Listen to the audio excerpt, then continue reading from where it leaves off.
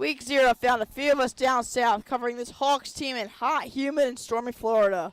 We saw the team fall just short in their search of victory against the nationally ranked top 10 American Heritage Patriots. If Week 0 step was a slip, Hawks head coach Tim Roken is looking for tonight's second step to be a leap. Tonight, under the bright lights at Abessinio Stadium down at Salesianum School in Wilmington, Delaware, two teams travel in a quest for dominance. Two teams, two different backgrounds, but nonetheless, the same objective. The St. Joe's Prep Hawks out of Philadelphia square off against the DeMatha Stags from Hyattsville, highlighting this year's first annual Mid-Atlantic Pigskin Classic. This highly anticipated matchup is brought to you by the members of the WHAP, the Student Broadcasting Club of St. Joe's Prep. Back with you once again is myself, Donnie Campanaro, who's not rocking a suit for this matchup. Joining me is AJ Farrington. So AJ, there's a lot on the line for this interesting matchup. Both teams searching for the first win of the season. Yeah, absolutely. I think this is going to be a great game. You know, two very, very talented teams, two very, very impressive rosters, and some pretty hard schedules coming in for both teams. You look at DeMatha, spending a lot of time, you know, doing a bit of like a Philadelphia tour, if you will. You see going after St. Joe's Prep, but also having Ematep and Roman Catholic as well on their schedule. And we know plenty about these first couple weeks for St. Joe's Prep. It was an unfortunate result last week, but I think the team's looking really primed for a bounce back. It was a great overall performance, especially in that first half, and I think that gives you a lot to look forward to for the season for the Hawks. Yeah, AJ, and obviously we have so much on St. Joe's Prep. Let's get to them right away. They start the season down 0-1 after a pretty upsetting 31-20 loss against the Patriots. But this game, they're looking to come back, get back on track, prepare for bigger games, obviously. So let's mention the quarterback here, Charlie Falk for St. Joe's Prep. Big factor in the game last week. Obviously an even larger one as the weeks come on. So let's discuss Charlie Falk right now. Yeah, so the junior stepping into a huge role this year for his junior season. I was really impressed, I think, especially last week with his mobility. You know, a lot of quarterbacks, you sit in the pocket a little bit too long. You're looking to make that great play, and then the pressure gets to you. An offensive line can only hold up for so long. But I remember on multiple occasions, if it wasn't there, he was breaking out of the pocket. He was making stuff happen, and he was going on runs, using his legs to get some yards. I mean, obviously, traditionally, you wanna work through the air, but first down's a first down, right? And your ability to get that is very crucial. So I think that was very impressive from Charlie overall. Yeah, you know, obviously looking at the first half, obviously, you said it, this run game just developed so well. Something clearly clicked for the kid, and, you know, this game, obviously, I'm sure Roken's looking for more pass-heavy, because obviously you got to talk about another guy. You got Jed Harrison on the team, and he had a pretty lackluster performance, looking to build that up this game, so. Yeah, absolutely. I mean, as a wide receiver, not every game's going to – I mean, there's been games where Justin Jefferson has had 2-3 catches, right? Like, every wide receiver has up and downs because that's the way that the game of football goes. You're not going to, you know, maybe you get a tough assignment. Maybe you're not getting open as much. Maybe you're not getting found as much. Every wide receiver is an up-and-down position, but he has the talent, obviously, as everyone knows, to be a big-time impact player. And I'm not looking at a weak performance from him as any sort of determining factor for the season to come. I am full confidence, as I think everyone should be, in him to be the player that he is and he has the ability to be. And obviously, we talk about another factor on this loaded Prep offense. Kion Billups, a running back committed to Monmouth. 141 rushing yards the last game, found the end zone twice. Let's talk about the senior. Yeah, stepping into a big role after the Isaiah West injury last year. I think a couple people were very interested to see what would happen with him. And, I mean, he really hit the ground running. Pun not intended. It was very, very impressive. And a great job from him stepping in because, you know, going from that backup to that starting role isn't a very easy thing to do, especially going through the season. You don't have that time to acclimate. And it's a whole different type of ball game. But, I mean, it was fantastic from him last year. And then moving into this year, everything looks the same. Explosive. You know, he can bring guys with him. Very, very quick laterally. And, you know, you just look for the same coming on for this game and the rest of the season, really. Yeah, and obviously, St. Joe's Prep loaded as well on offense. Talk about defense real quick as the Hawks start to run back onto the field. This offense obviously reloaded. This defense, maybe the hero of the first half for the Hawks as they try to take down the Patriots last week. But talk about this defense now. Yeah, sure. I mean, we all know Boggs dealing with the injury at linebacker, won't be playing today. But the defense, especially like you mentioned in that first half, incredibly impressive. Great off the line, a strong secondary that we know of with a couple key figures. You think of Messiah, you think of Samaj, got some great players back there, and then seniors stepping up into big roles. You got a lot of leadership from that defensive line. You got big Alex Haskell, Colton Anderson. Defense looking great overall, and we'll see what goes on with that little adjustment with the injury today. Now let's turn real quick to this team from Maryland, from Hyattsville, DeMatha Stags, second in the state, around 20 nationally. Again, another top 25 matchup between both these teams. As you said, DeMatha starting the first real route of Philadelphia teams. They go to the prep. They'll see Tep next week, and then they'll take on Roman later. It starts off with the new transfer quarterback out of St. Francis. Exactly. You got to see how he meshes, right? He's in a new program. It's a new offense. It's a new system. This is their first game. So if you're a DeMatha fan, I think I'm going to be a little patient. You got to figure stuff out, figure the offense out. You mentioned transfer. It's new. It's a new team, but I mean, you obviously expect a lot of great things coming forward. And we watched this wide out as well. LeVar Keys, a senior going to Penn State. Obviously, 3-star, 153rd wide receiver nationally. Great receiver here that's going to work well with the pass. Obviously, St. Joe's Prep does pretty decent with the pass. It did all right last game against the American Heritage Patriots, but we'll see how it stacks up today, AJ. Yeah, it's going to be a really interesting matchup.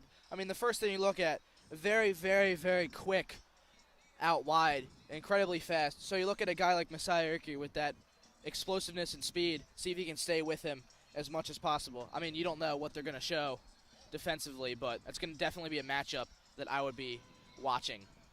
Yeah, and I also think, talk about the defensive side of the ball now, another player we have to mention on defense, notably James Pace III, the junior defensive end, offers for probably every single college you can think of, but an absolute threat to Charlie Falk in this pretty vulnerable O-line, you could say. Yeah, it's a strong O-line, and I think what Charlie's going to have to do, which he can do, and he has shown the ability to do, is you got to feel that pressure coming off the end. If you can feel that, and if he gets wide, you can step into those holes, maybe get away. That's going to be the key there, is just making sure the line gives him enough time, and he can sense that pressure coming. All right, AJ, with a few minutes left, as we're going to get Dom Schalk and Anthony Sorgi on the call for the game. Final predictions or anything else you have to say before we leave? I think this game could go either way. It's a very close game, two very, very good teams. I think it's just going to be a great game of football. All right, thank you, AJ, for joining me for the pregame show. We'll get to talk to you later, halftime and postgame, but obviously stay tuned for coverage of this highly anticipated matchup, the first annual Mid-Atlantic Pigskin Classic, starting soon.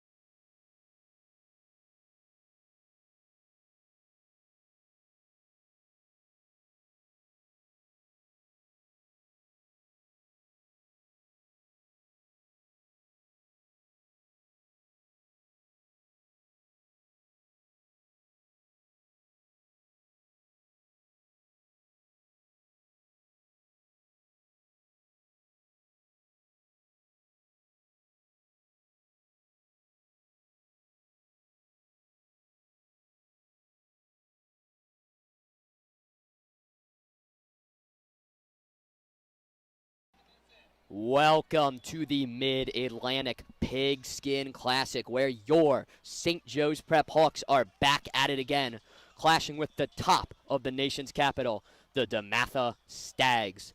The Hawks suffered a heartbreaker down in Fort Lauderdale to open the season, losing a nail-biter to Dia Bell and the Patriots of American Heritage, 28-31. However, this week they are back above the Mason-Dixon line in a much more comfortable environment, ready to get in the win column. Charlie Falk and this star-studded offense are looking to replicate their first half performance from Florida, while the vaunted Prep defense seeks a complete 48-minute performance. And now you look at the Hawks' opponents, the Stags of DeMatha. They come from a storied league, which the Hawks have plenty of history with. the Washington Catholic Athletic Conference, the WCAC, as we take a slight pause for the national anthem.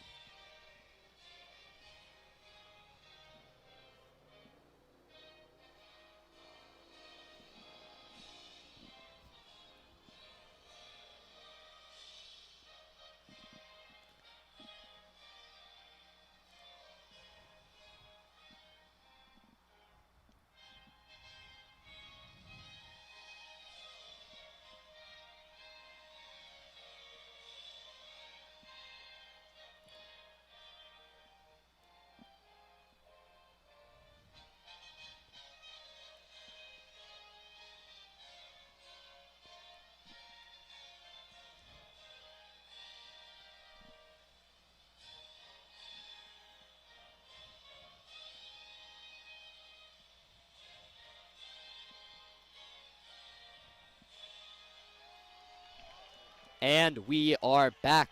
Now, as I was saying, the Stags of DeMatha stand at the top of the WCAC, and the Prep has familiarized themselves with everyone at the top of this conference.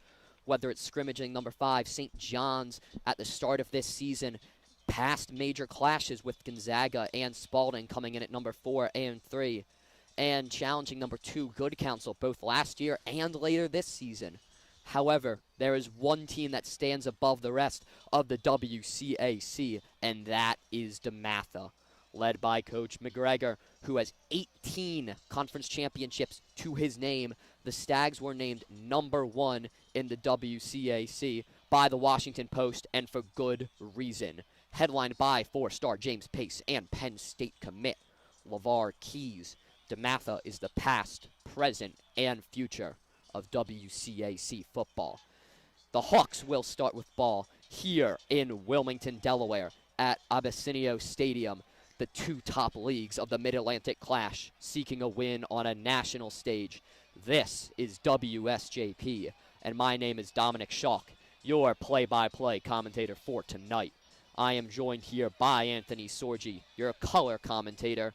And Sorgi, why don't you break down this marquee matchup as the Hawks get ready to receive? I was about to say, Dom, as we get ready for kick, it is time for the Hawks to hopefully bring home a win, get themselves in the win column for the first time this season. Wow, for DeMatha, this is their kickoff game, starting a week later than most of your teams around the country. But for the top team in Washington, a big opportunity, but same for the best in the PCL. Hawks coming back with a vengeance after the tragic loss to American Heritage. No doubt. Ready to see how Coach Roken has prepared the guys to respond. Absolutely. And Dom, it's about time to get underway. Absolutely. Heritage, DeMatha, ready to boot it away.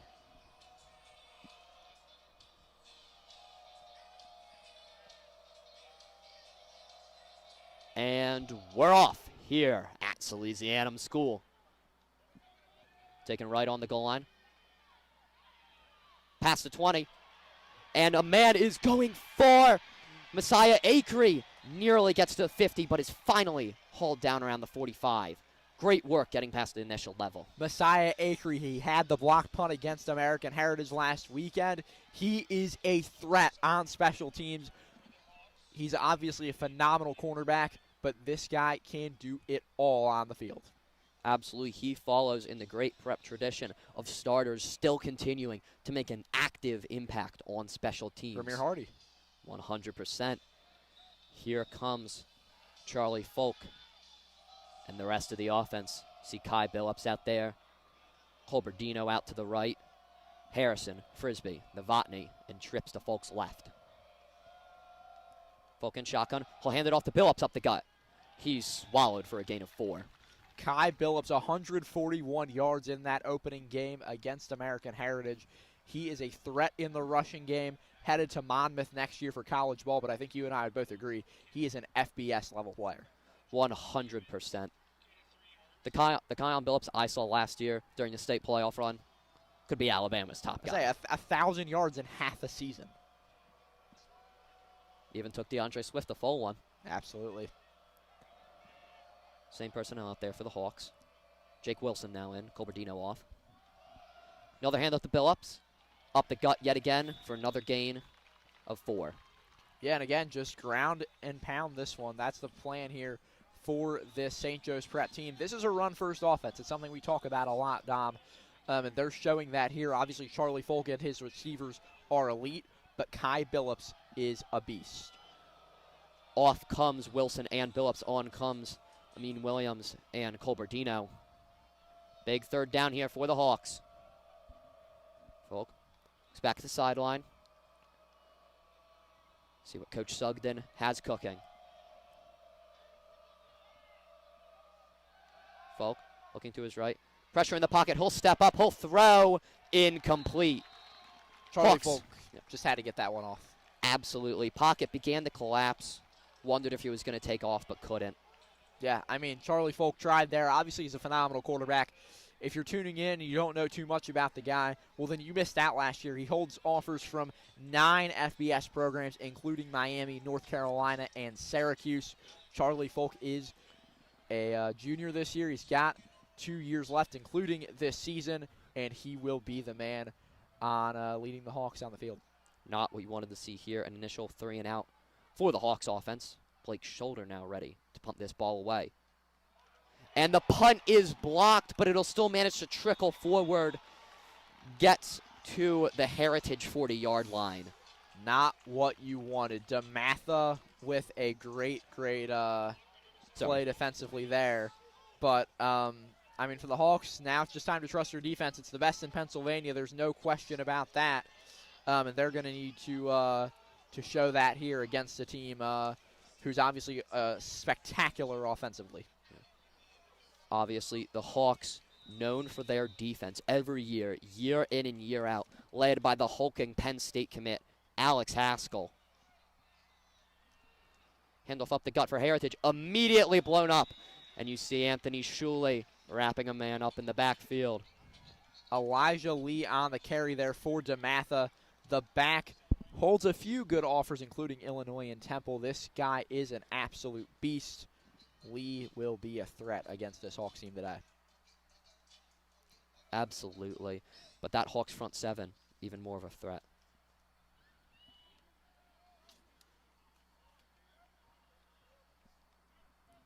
Tristan Saab, quarterback today for DeMatha. Saab is really good. Transfer from St. Francis, holds a Boston College offer. Indeed. But another handoff up the gut, though, to Elijah Lee. Still pushing, but just a gain of 1 there. Yeah, and for DeMatha, the expectations are high, Dom. They are the reigning champions of the WCAC. Their head coach, Bill McGregor, 323 wins in his career with the Stags over 2 stints. And how about this? This program, 25 Washington Catholic Athletic Conference titles. This program is the top of the league, just like the Prep is when you look at the PCL. 100%. You can see so many parallels between these powerhouses. Saab drops back to pass. Pressure coming, but he's going to air it out deep down the field. Flag stays in the pocket. I take that back. Flag does not stay in the pocket. It's going to be a penalty called likely against Messiah Acree.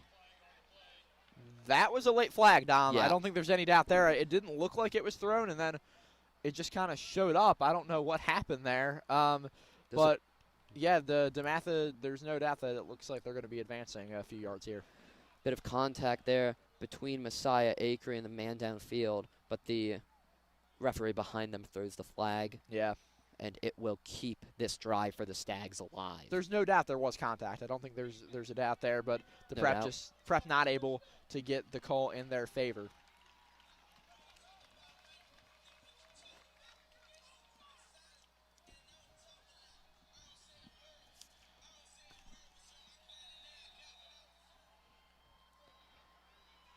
Back out here is DeMatha. Fresh set of downs.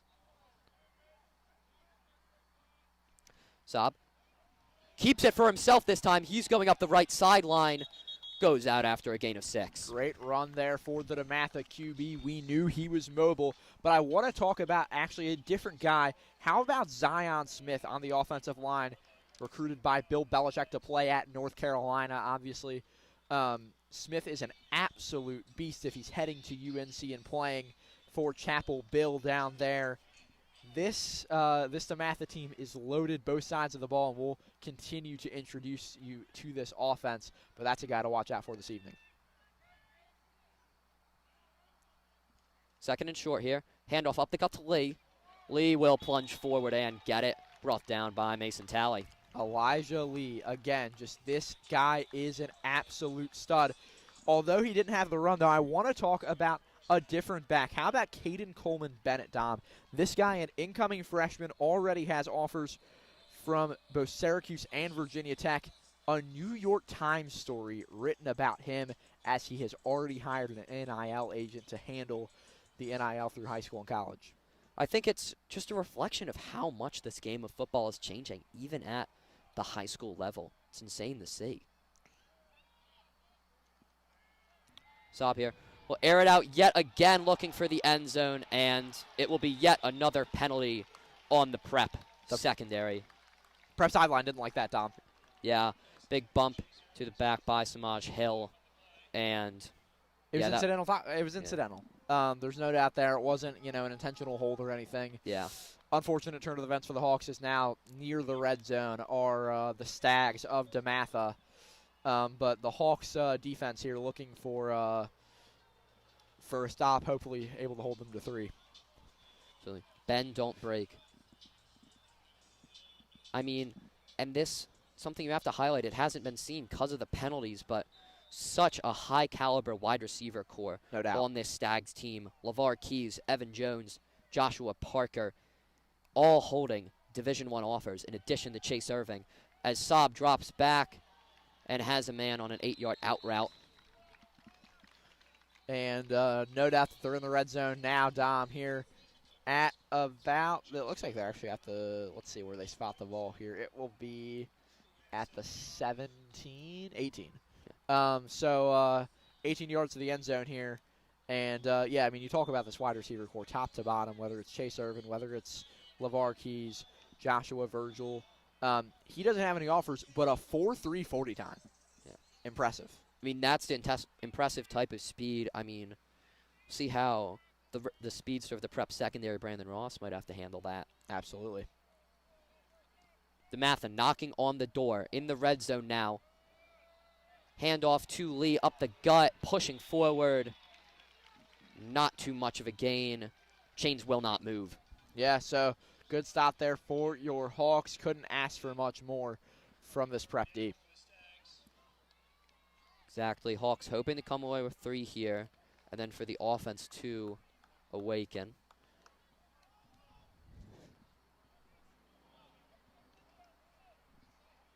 So, yeah, here we go, Dom. This is going to be an interesting thing to see here on 3rd and 2. Huge third down. Parker and Irvin out to the left. Saab in the shotgun. There's movement on the lines. See where this flag goes.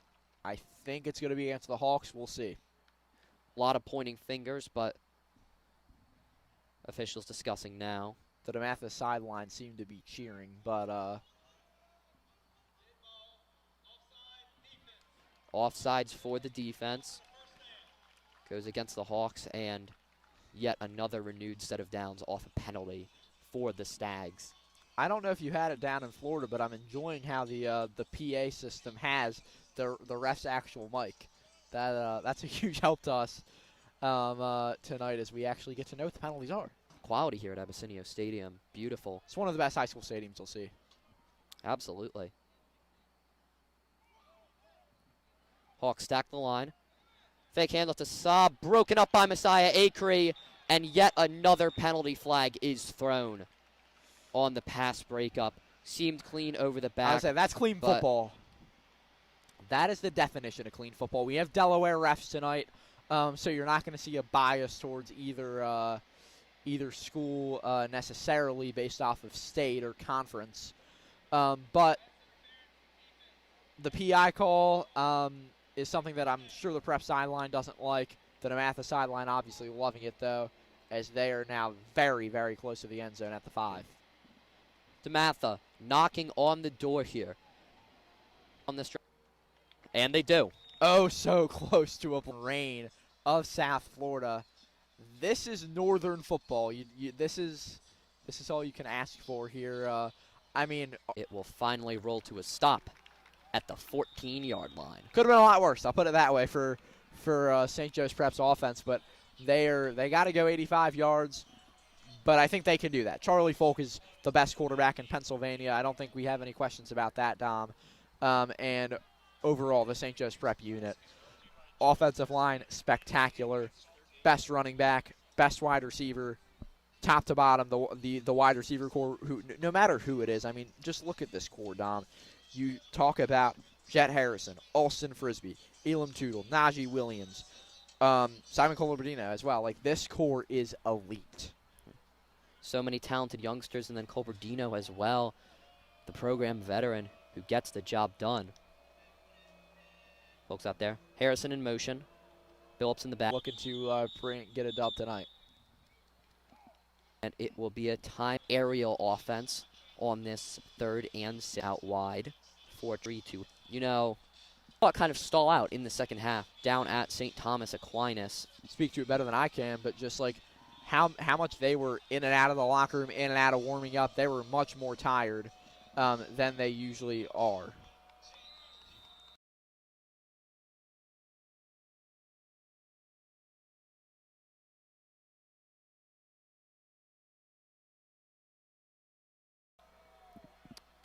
Trips to Folk's left. Folk stepping up in the pocket, but he's wrangled in. Flag thrown, but Folk is sacked. We'll see if the flag goes the way of the Hawks. You'd have to think and hope it would.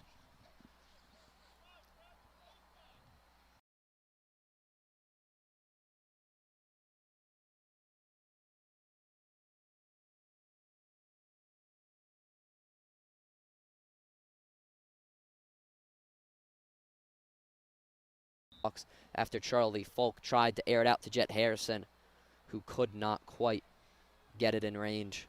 Hopefully we'll see their connection continue this evening and get some completions. Jet had 2 in the opening game against Heritage from Folk. Obviously both highly D1 recruited players. Now you see Colberdino and Frisbee to the left. Harrison solo to the right. Billups in the backfield. Folk will take it, hand it off to Billups. Quickly slow it up behind the line. And it will be 3rd and long for the Prep. How about that one-on-one there between Javante Dance Anderson? He's got 5 offers, including Temple, Delaware State, Albany, and Elon, and the 5th one being a Howard offer for the Stags. Him one-on-one with Jet Harrison there. And you see a man down out there for DeMatha. We'll hope he's okay. And then you look really at this DeMatha defense. You also see star safety Darrell Carey. He's a Penn State commit. Really is versatile out there in coverage. And then we've mentioned James Pace before. 71st player nationally in the class of 2027. Offers from places like Alabama, Florida, Georgia. I mean, the Titans of the SEC. And you really just wonder how the Hawks' elite talent is going to stack up. So far, it has been producing, though, but it's not been easy. If you haven't figured it out already, Dom, Maryland is an elite football state. We'll see St. Francis in 2 weeks, and just overall, I mean, this state is absolutely elite at the great game of football. %.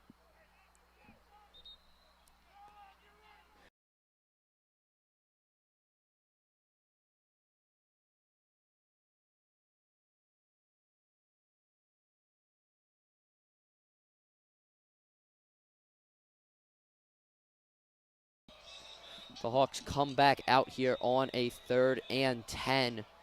Not the situation they want to be in their own territory. Harrison, Frisbee, and stoppage and play.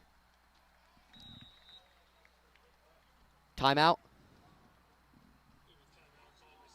Timeout Hawks.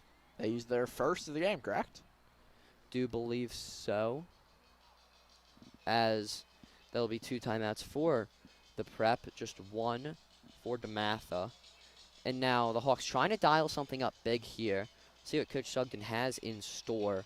But you wonder, when is Rob Novotny going to get involved across the middle? He's really kind of been almost a safety valve for when the Hawks need a reliable option.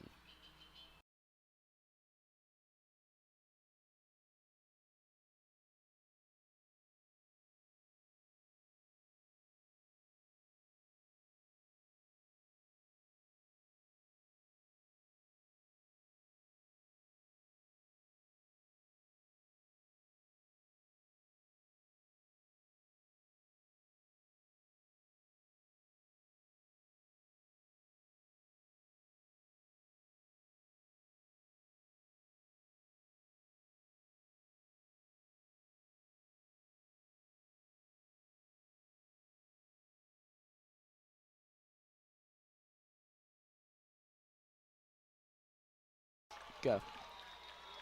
And Charlie Falk is sacked on that major 3rd down, brought down in the backfield yet again this game after the previous one was brought back due to penalty.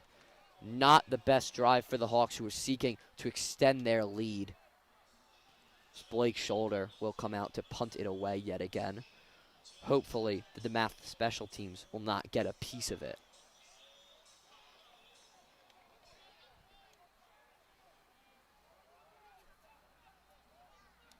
Man, just past the 50, ready to return for the Stags.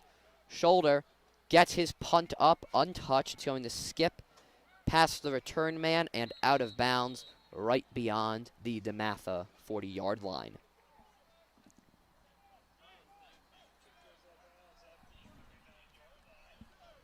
Now, not the best momentum swing for the Hawks, but they still retain the lead, up 7-3 with 10:13 left in the 2nd quarter. Defense has been holding strong after a bit of bending in the initial drive from DeMatha, but as Saab comes back out here with his incredible wide receiver Corey Lee in the backfield, he'll take it now, and he's going to try and bounce outside. Breaks the initial wave of tackles, but is finally brought down after a game of 4.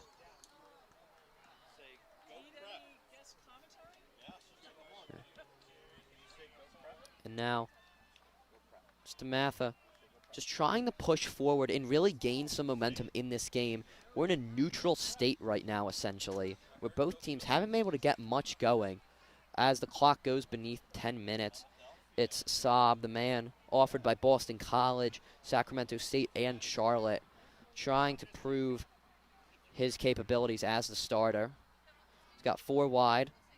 Virgil goes in motion, and it's a handoff to Lee yet again. Never mind, Saab will keep it, tries to flip it. It is intercepted. Messiah Acree, he's going to go all the way. Hawks go up 13-3. Messiah Acree. Tom, this guy is absolutely spectacular. We talked about his return game. How about his defense? This guy has 10 offers. And the flag on the play. Heartbreaker. Heartbreaker. See what the penalty is. I don't appear to see the DeMatha offense heading back out there. I don't know what the deal is. See what happens right here. Points have not been added to the scoreboard yet.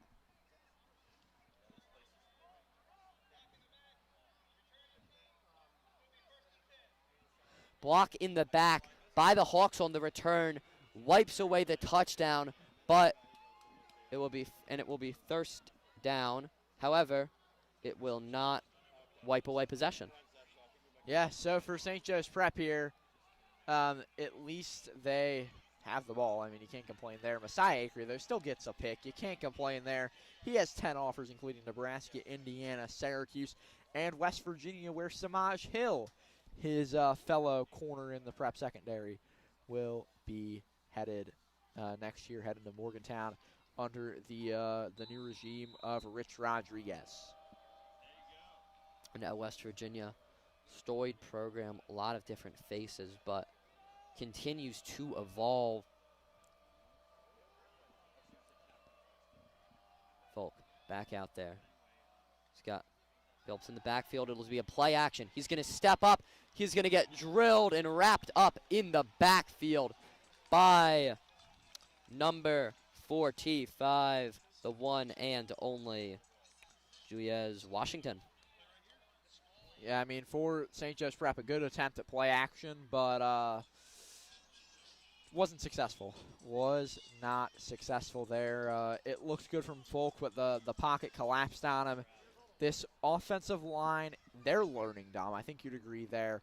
They're learning on the job, and by the end of the year, they're going to be spectacular, but they still have to work out those flaws. It's part of the season. Novotny in motion, but it's going to be a hand up to Billups. Straight up the middle, gain of 4. And there you go, Kai Billups, just again, such a great player for the St. Joe's Prep team. You've mentioned Rob Novotny a couple times. I want to talk about him. He'll be heading to Fordham, playing FCS ball, of course, in basketball. Fordham, a historic program. Football, they had Vince Lombardi on the team way back in the 1930s. So the Rams up there in the Bronx getting a good one from St. Joe's Prep. 4 out wide for Folk. He's going to look across the middle of the field to Jet Harrison, who hauls it in through plenty of contact. Jet Harrison, again. This kid is special, following in the footsteps of his dad, obviously, Marvin Sr. at Roman, and then his brother, Marvin Jr., who started at LaSalle, but came to the best program in Pennsylvania, St. Joe's Prep. Jet just following in that. Again, he has offers already, and they are very, very solid offers. See Ulam Tootle come out here now. Novotny goes in motion. Folk, pocket, quickly collapses, but he's going to dump it off to Amin Williams. Makes a man miss, gets the first down, goes finally down at the 12-yard line. Hawks in the red zone. Amin Williams, in the scrimmage he impressed, in the Heritage game he impressed. He's impressing again tonight. Williams was a great player on the freshman team last year, as was Elam Tootle, who you mentioned. He was also impressive in the scrimmage. Expect to see a lot more of those two as the season progresses. And you know the Hawks can go deep in their running back rotations, have gone 4, even 5 certain years, but this year it's mainly been an 80-20 split between Billups and Williams with some occasional Logan Daresall mixed wait in. to see Logan Daresall. He'll get more action as we get into PCL play. You'd have to think, as he is an absolute stud as well. This running back room is deep. This offensive room is deep. Toss out wide to Harrison. Too far. It happens. They're not going to be perfect. This St. Joe's Prep offense, working out the flaws, working out the kinks. They will be good, though, obviously. They are a very good team, obviously, winning this game against a nationally ranked opponent. We talk about the rankings of these two teams. I don't think we mentioned them. St. Joe's Prep from Max Preps ranked number 30. It is number 36 for DeMatha, but the Stags number 20 in the Rivals Industry ranking. St. Joe's Prep 21. Rankings doesn't matter. It's why you play the game. Exactly, but just saying, these two teams are nationally ranked. They are nationally respected from coast to coast. See Novotny out there. Harrison, Frisbee. Hand off to Billups, who's back in for Williams. Billups gets the outside edge. He's pushing, gets the first down, but does not get in the end zone. Pushed out right near the pylon. Oh, so close, but Kai Billups with a great run there. St. Joe's Prep's offense deep into the red zone, looking good. We see some substitutions for a goal line defense here for the Preps, trying to go hurry up. Trying to get to the line quickly. Timeout called. The last time out of the half for DeMatha. Will be. DeMatha uses them rather quickly. 6 minutes and 46 seconds still left in this second quarter. But if you are the Hawks, you have to like where this game is positioned for you. Absolutely. St. Joe's Prep tonight is proving themselves on a national level. This is the biggest out-of-conference win they could get in quite a few years, I'd say, Dom. This will be the biggest since COVID, at least, if not before then. Obviously, the big one is St. Francis on September 13th. If you're listening and you're in the Philly area, make sure you're there. 7 p.m. at Franklin Field on for some Saturday night football there. But tonight, the Prep have a chance to prove why they are a nationally respected program and an East Coast powerhouse. 100% Hawks. East Coast powerhouse right now, the national powerhouse of tomorrow. So looking to put themselves in that national powerhouse standard. A win here and a win over St. Francis would do just that. Colberdino to the right, Billups in the backfield. And another timeout, this time by the Hawks. Yeah, Coach Roken, Coach Sugden just wanting to look it over there and talk it over with Charlie Folk and the offense. But again, this unit offensively, top to bottom, whether you look at, I mean, we mentioned so many of these guys, Charlie Folk, Kai Billups, Jet Harrison, Amin Williams, Alston Frisbee, Elam Tootle, guys you haven't heard a lot about thus far. Najee Williams, who he's a receiver, got some playing time at running back in the JV game against Cardinal Gibbons. Victor Ezekwu, playing JV as a 6'5" receiver with offers from Penn State, Syracuse, Temple, and Cincinnati. And, of course, Jacoby Martin, the incoming freshman, with a Syracuse offer.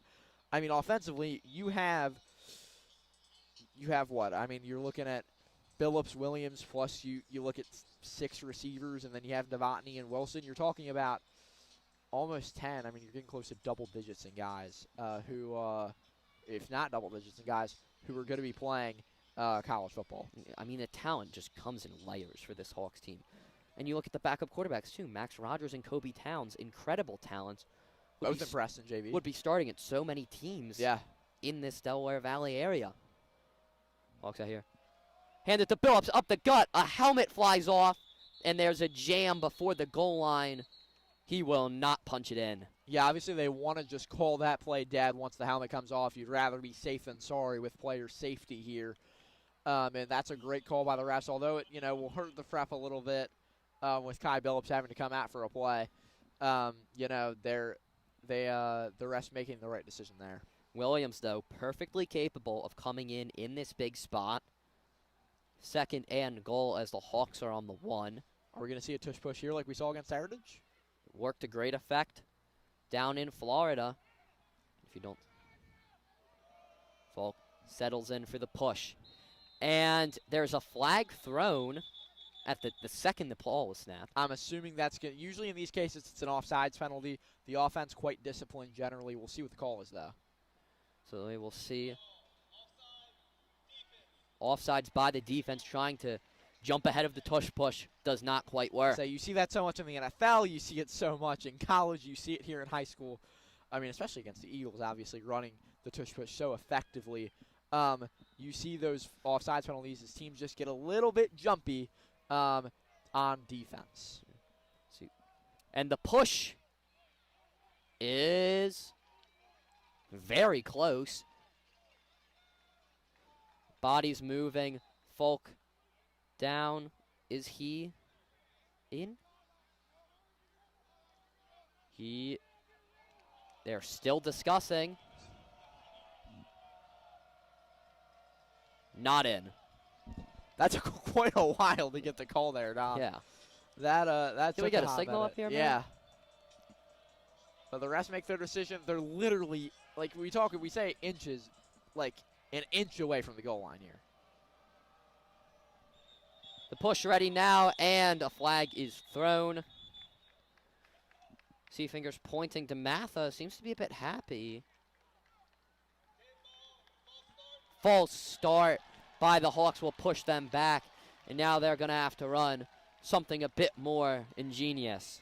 This prep offense, as much as you hate to say it, a little bit undisciplined. It's part of the growing process. By December, they're going to be good, but growing pains are part of the game. It happens to every team. Even the best in the country aren't perfect. And you're seeing that tonight with St. Joe's Prep, but it's nothing to worry about. They get these things figured out. Coach Roken, very smart about getting the little things fixed. Harrison solo on the right. Wilson is an extra blocker. Novotny on the left side of the line. Frisbee Frisbee out wide on the left with Billups in the backfield. Folk will drop back the pass. He's looking for Frisbee back shoulder. Flag thrown at as Frisbee cannot haul it in. So close. We'll see what the flag is, though. Didn't see the cornerback turn his head on the Frisbee route. We'll see what happens there.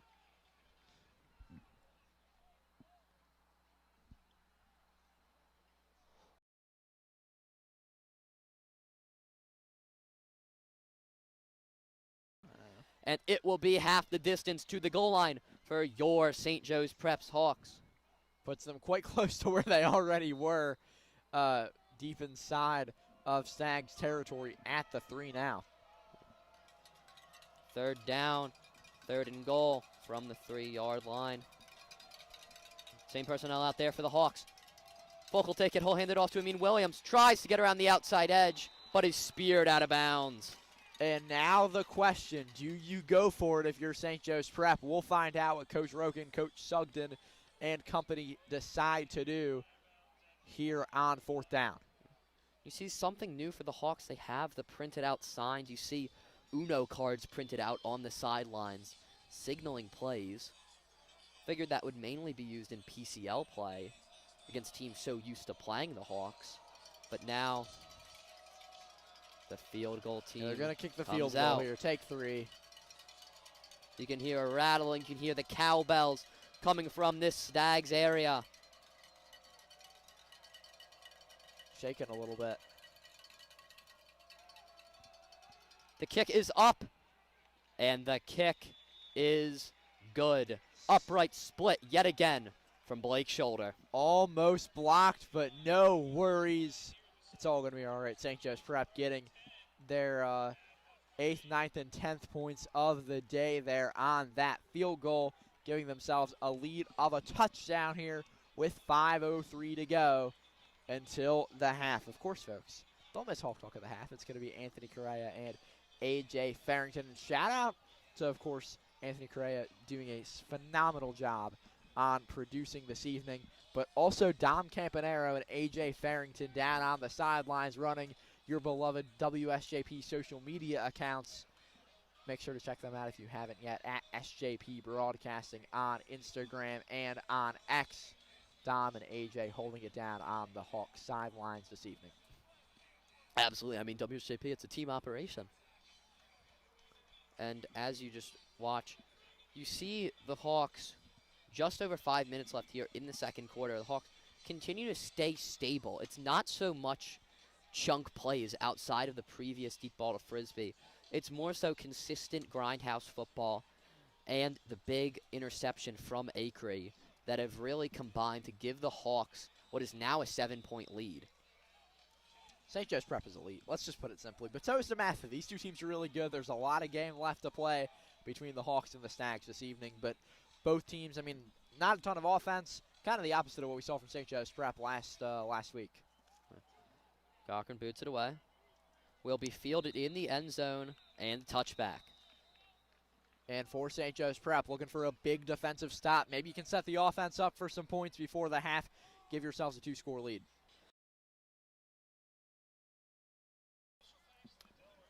Hawks coming back out here, looking to continue the defensive success. Nothing so far except for a trip to the red zone for DeMatha that only resulted in a field goal. And now the Prep front seven and the secondary really just working in tandem. Linebackers, defensive backs, and linemen working in tandem. And you see just all the studs of that line travel out there. Alex Haskell and really just the rest of the crew. Brandon Lockley.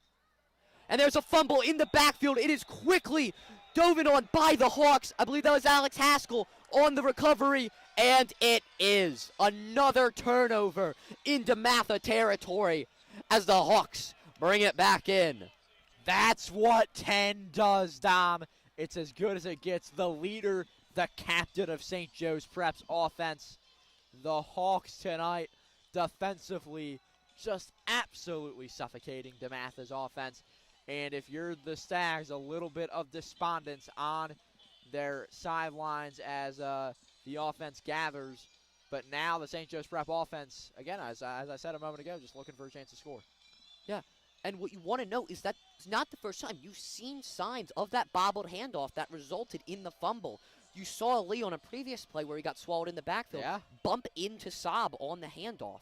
This is something, these slight issues that add up in competitive games like this. As Novotny goes in motion, Falk drops back, hands on him, swallowed up yet again. Protection has not been the best for him so far. Run blocking has been much more preferable. Again, growing pains, Dom. Absolutely. Falk just gets wrangled in yet again. Back at the sideline, you see Frisbee and Colberdino out wide to the right. Novotny on the line. Harrison solo out wide to Falk's left. Looking back at the coaching staff. Falk now readies back up. Slight movement from Billups. Now they're ready. Falk, he's back. A lot less pressure this time. Looks to Harrison, who can't quite haul it in. Goes off the hands on the toe tap attempt.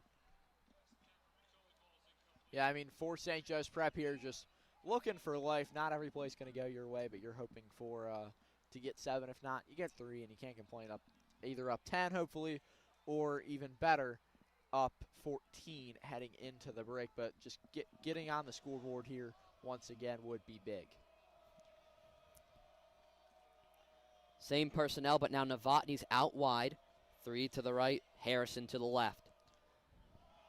Hand off to Billups. He gets into the second level, breaks 2 tackles, and is hauled down for a gain of 5. You said the offensive line's run blocking was solid. You're right.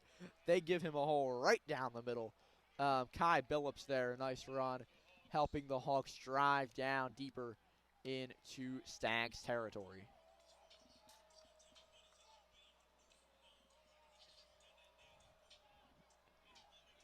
Now, number 19, Luke Cochran, ready to kick here.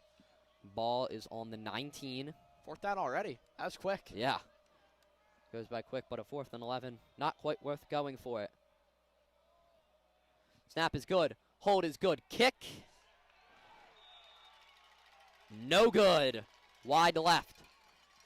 Just outside. So close for the Prep, but they're still up a touchdown. As much as that one hurts, it's not the end of the world for St. Joe's Prep.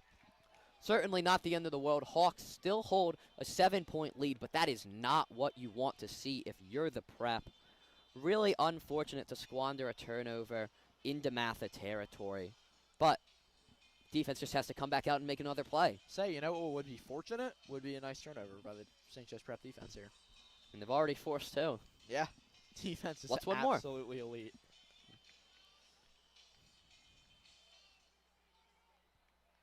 And, you know, defense would be even more elite if it wasn't for the unfortunate absence of leader John Boggs. It's a snap right there from Saab. He tosses it really low to the bottom. Joshua Parker manages to haul it in on the hitch. The Stags offense is good. There's no doubt about that. There's a reason they're at the top of the WCAC. They're absolutely elite, and the Stags here just looking to continue that this evening as we get near to the halftime.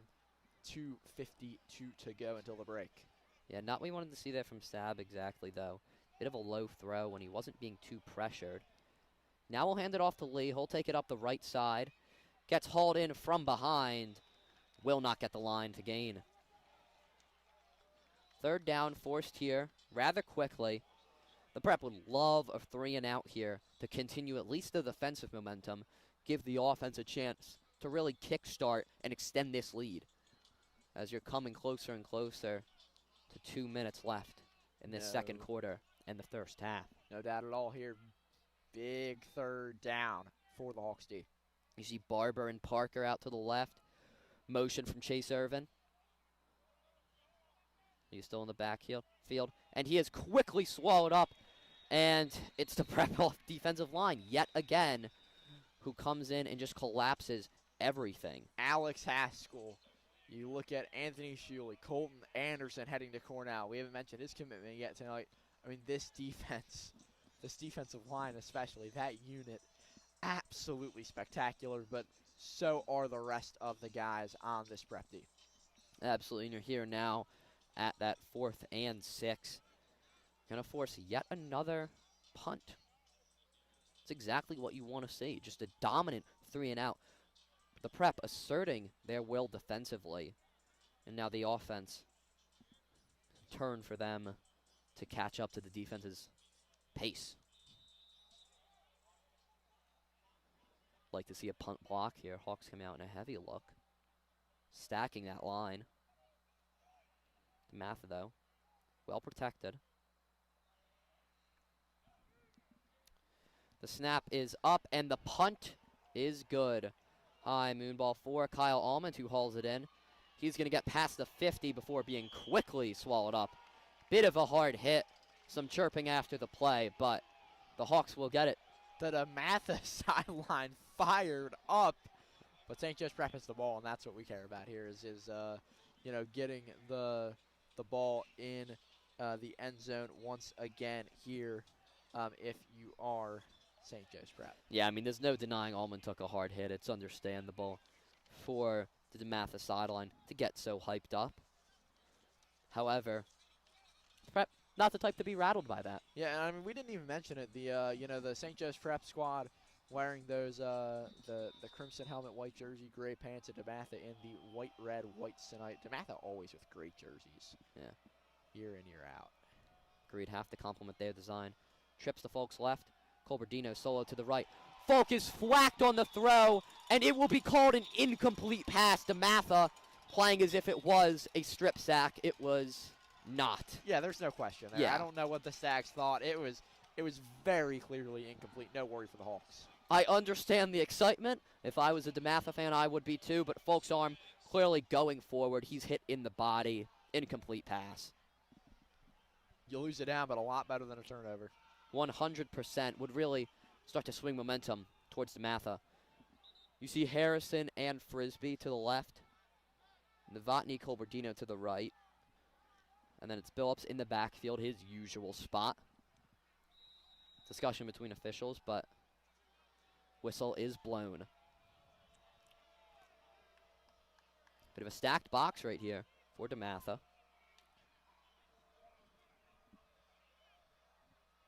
Falk, though, ready to pick up the pressure if need be.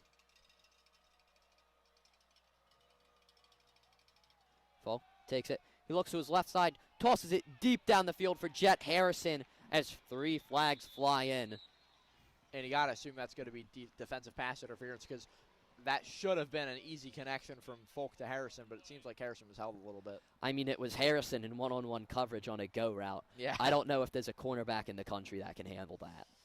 I don't know if there is either. We're going to see a lot of great DBs, including tonight, but heading into St. Francis, and of course LaSalle with Joey O'Brien. But it is very, very hard to stop Jet Harrison, especially now that he's entered his sophomore year, taking another step up.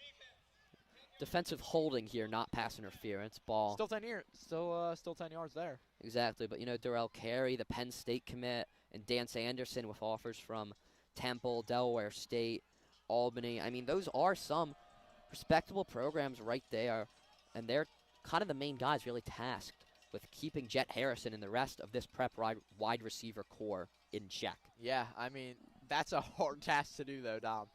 That is a very hard task to complete. Usual personnel for the Hawks. Novotny and Colberdino to the right. Harrison and Frisbee to the left.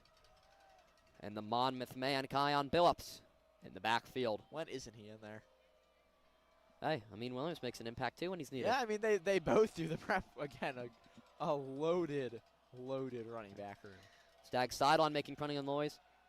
Folk looks left. He hits Jet Harrison on the hitch, who will spin out of bounds right at the first down line. And the best quarterback in Pennsylvania connects with the best wide receiver. No doubt there, Dom.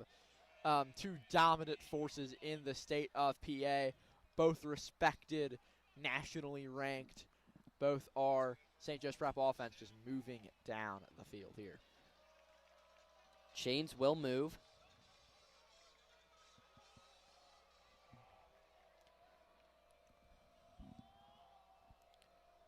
Same personnel yet again.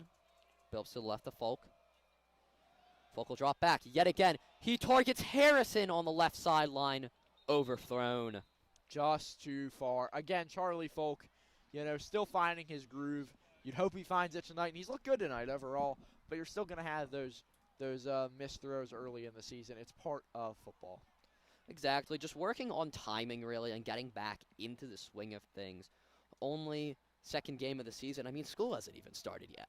Yeah, absolutely. But for St. Joe's Prep, they have their toughest opponent 2 weeks from now. So this is the last action this team is going to see prior to playing the number 4 team in the nation, St. Francis of Baltimore. So they want to be as prepared as possible and as in tune as possible.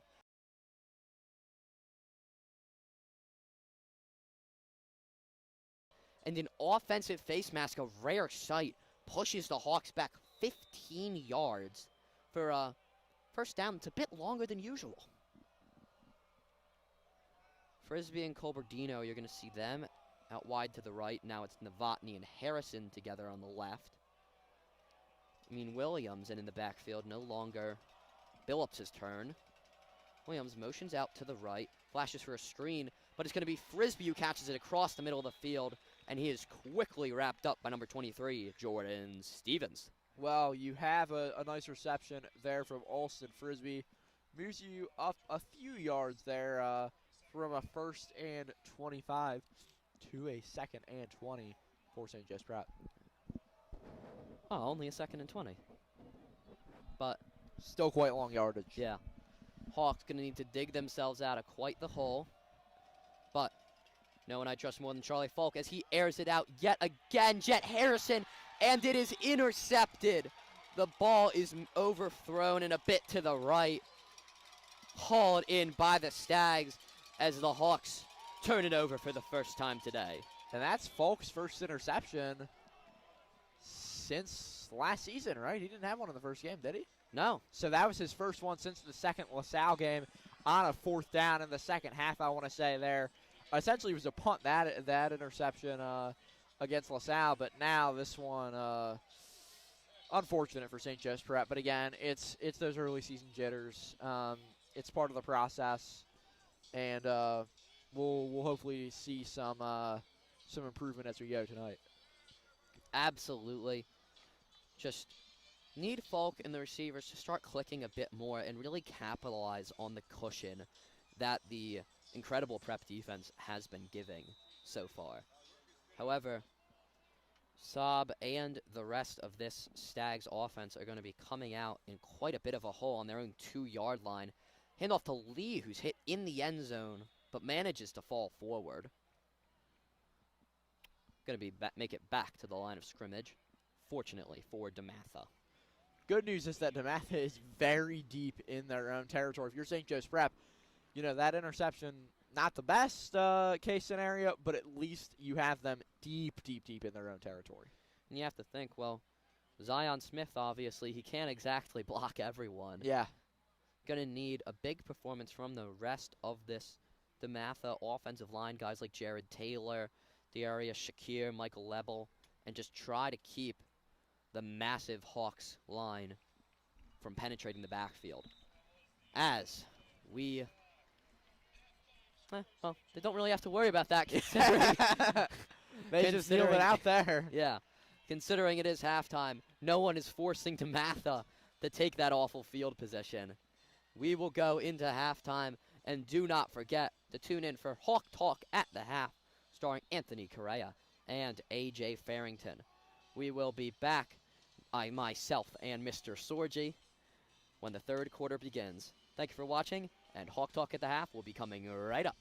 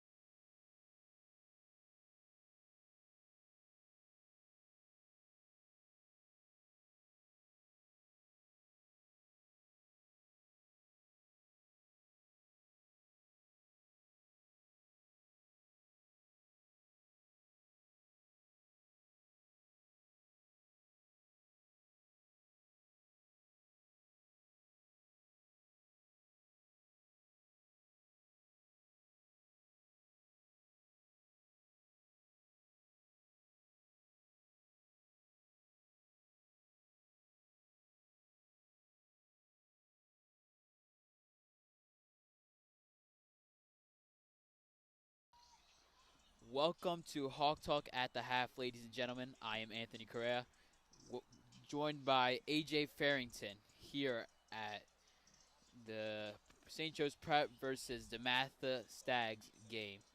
AJ, what have you thought about the game so far? Yeah, I think it's been a pretty even game, all things considered. More of a defensive battle, I would say, than offensively. You know, both teams playing really good in the trenches, stuff in the run, both sides. Pretty solid as well in the secondary. A good job, you know, being disruptive. Few breakthrough plays for both sides, especially for St. Joe's Prep there, but I think it's been a relatively even contest, all things considered. I agree there. And speaking on defense, we've had some big plays on both sides of the ball, both teams. Most notably, an interception by Messiah Acree, which could have resulted in a pick six, but unfortunately, with the flag that was called illegal blocking in the back, it only resulted in a prep possession.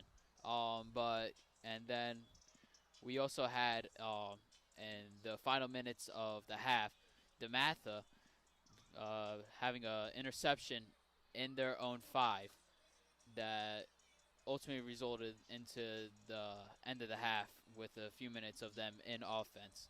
Yeah. But what else have you been noticing? Yeah, so we can touch a little bit on both those interceptions to start off with. So first off, I mean, that was a great play by Messiah, and a great job, first off, of getting back. I mean, a block and a back happens. There's been a lot of penalties, which we can touch on that a little bit later. But that was a great job from him. Just great one-on-one coverage. Just beating his man on the ball, really. I mean, it was a great play. And then if we look at the pick at the end of the game, you know, Jed Harrison had the one-on-one a lot. They were throwing that fade ball. They were showing that they wanted to get him there. Yeah, I agree there totally. An adjustment made, you know, by the defense. They had that safety drop into cover, and he was watching that, right? Like you could see. I mean, I had a front row seat right to him. You could see his drop back. His eyes were here the whole time. He was really almost doubling in a sense, waiting for that ball to come because we've talked about it in the pregame. Got who, you know, best receiver in his class on a one-on-one on the outside. Any quarterback's thinking to throw that ball back shoulder. So that was a great adjustment and a great heads-up play by the DeMatha defense there to keep that in mind and be there to make that play. Other big plays we saw was a fumble recovery by Alex Haskell a little bit into that second quarter. Just opportunistic, right? Against a really good team, they're not going to make many mistakes, but one thing that's really important, you know, is to take advantage of those, you know. A ball will spill sometimes. Not everyone can hold on to the ball and never spill it. So it was a good job for them to jump on that. Yeah, I very much agree with you. And we also had a great play on the offensive side by the Hawks. We had Charlie Folk to Austin Frisbee that would later result into a touchdown later on in the play. But it was a great job by the two players getting themselves into the red zone and getting themselves towards that goal. But also, you were earlier talking about the illegal block in the back. We both were. There have been a lot of penalties this game. The majority of them coming from the prep. What do you think about all these penalties going on so far? Well, I think first and foremost, we have an offensive line with a couple of new pieces coming in. Obviously, it was a fantastic offensive line last year, and again, so this year. But new guys are filling up. And one of the things that's going to lead to is you're going to have some inexperience on that line. In early season, some mistakes are going to happen. Defensively, couple pass interference calls. First one could have gone either way, in my opinion. Second one a little bit more, you know, clear, I guess the word would be. But got some really good DeMatha receivers, physical. Yes. And these corners on the St. Joe's Prep, they want to play physical football, and that's just going to depend on the officials. But a great effort overall, even with a couple pass interference penalties, a great job from them overall so far in this game. Yes, and also at the beginning of the game and later on into the first quarter, we had two great kickoff returns by Messiah Acree, gaining more than 40 yards on both times. What were you thinking about that while you were on the sidelines there, AJ? Yeah, so, I mean, in the pregame, we talked about his speed, right? He might be the fastest guy that the prep has out there. I'm not sure of the 40 times, but, I mean, it was the explosiveness, right? You got to let and set your blockers, and he was just, I mean, he would find the hole, and he was ripping through. And full speed, head down, and that's a hard tackle to make there, getting downhill, and a great job running the ball from the corner there. Very impressive. I mean, we got a little bit of a shot at that at the potential pick six that we had earlier. Yes, exactly what you're saying. His explosiveness, and also, when you have Messiah Agri running right at you, he's a really physical player, and we've seen that throughout last season and this season as well in these first 2 games. He's really physical. He'll take you down if he really wants to, and he'll just take the ball with him too, like the 2 kickoff returns and the interception that he had. Yeah, very impressive from him overall so far. Yes, and then we also have the Hawks attempting to do the tush push. What did you think about that, AJ? I thought it was really funny. I mean, I loved it. They did it. They did it last week, if I'm correct. I believe they did. And you got to try it. It's a play that's really hard to stop, but you got to give credit to that DeMatha front. I was sitting on the sidelines and I could hear the DeMatha coaching staff. Low man wins, knows that, but not everyone does it all the time. It's hard, especially if you're a big defensive tackle, to get low. And they did a fantastic job, that DeMatha defense, especially that front line, of just getting low and turning their legs and making sure that gain is minimal. Because they are pushing. They started from the first push. It looked about the 2-yard line, and then there was a penalty or 2 as well in that series of downs. But it was just a really great job of getting lower overall. Oh, yes, I very much agree with you. Low man, they always say low man wins. Always hard to get down lower than the other person, especially with that tush push. But like you said, the DeMatha defense, really great job holding off the prep until they got the unfortunate penalty that resulted in them losing 5 yards. But honestly, I feel like this has been a great half so far, and I can't wait to see what the rest of the half of this game holds for us when the prep and the Stags come back out onto the field. The Stags, I believe, will be returning the ball. Prep will be kicking off. Yes. And okay, ladies and gentlemen, we are coming close to the end of the halftime. We will be letting our commentators Dom Schalk and Anthony Sorgi back on here soon. And with that, thank you for tuning in for Hawk Talk at the half, ladies and gentlemen. Once again, I am Anthony Correa, joined by AJ Farrington. Thank you very much. Don't go anywhere. We will be back with the second half in less than 4 minutes. See you until then.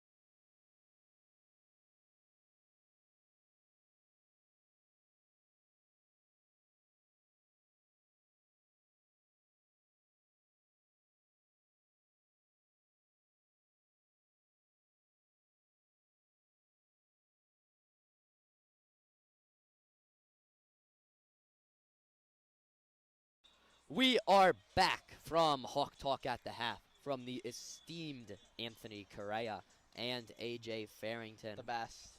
Absolutely. I am still Dominic Schalk, your play-by-play guy, and I am still joined by Anthony Sorgi, your color commentator, as we head in to this second half. What a night it is for me to be alongside the voice of St. Joe's Prep. Like, you can't get much better than Dom Schalk. Ball and Whistle on social media. Follow him up because he is the absolute best. Cannot get better than Schalk. I mean, you said it, man, not me. But the Hawks only leading 10-3 at halftime. Just a single touchdown separating these two nationally ranked powerhouses. What would be your key to the game for the Hawks to really take this lead to the next level? Less penalties. That's it. Less penalties, Dom. If the Hawks can limit their penalties and force DeMatha mistakes, they're going to win this football game. They're up for a reason. They just need to keep that lead. Charlie Folk needs to continue just getting more in tune step by step as he progresses throughout the year. You want him at his best against St. Francis because I think you'd agree you're going to need him at his best when the Hawks face the Panthers on September 13th. But right now the task at hand is finishing against DeMatha.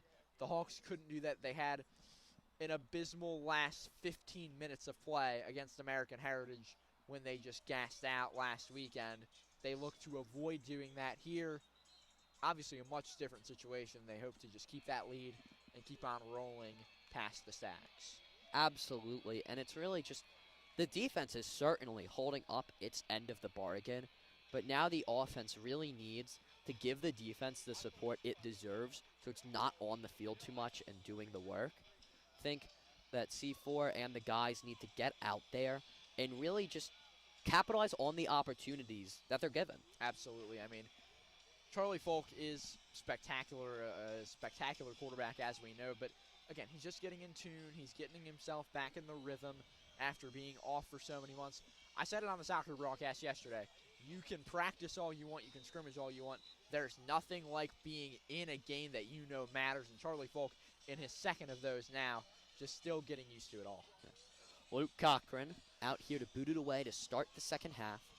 Hawks obviously receive to begin. Will now give it away to the Stags. And we're off. Kick is deep in the end zone for a touchback. And you are going to see this DeMatha offense, Tristan Sabb leading them. Of course, the transfer from St. Francis. I want to mention one of their players offensively, Cameron Black, the center for this DeMatha squad, playing his first game as a Stag in his former stadium, Salesianum, where he just transferred from. Also, a backup quarterback, I should mention, for this DeMatha team. How about Kenjai Gatling, the Bonner transfer. So you're seeing some movement from the Delaware Valley to the DeMatha Stag squad this offseason, Dom. I mean, Bonner, obviously 4A state champions, you know. That's the type of guy that DeMatha is able to pull from as the initial handoff of the second half goes for no gain. You know just as well as I do, transfers are about who's getting attention and who's getting that national look from recruiters around the country, and we're seeing that this evening with both of these teams. They have gotten transfers, whether it be Najee Williams as an example for the Prep, or guys like Black, who I just mentioned, for this DeMatha squad. Absolutely, and the Hawks defense continues to trot out there drive after drive and just smother the offensive efforts of the entire DeMatha squad. Sabb cannot seem to find anything despite his talented offense surrounding him, as yet another handoff is taken into the abyss of the Prep front seven. It's just constant dominance over and over, and when your will is always being imposed upon DeMatha, it really begins to take a toll on their mental and on their momentum as you see Joshua Virgil come on.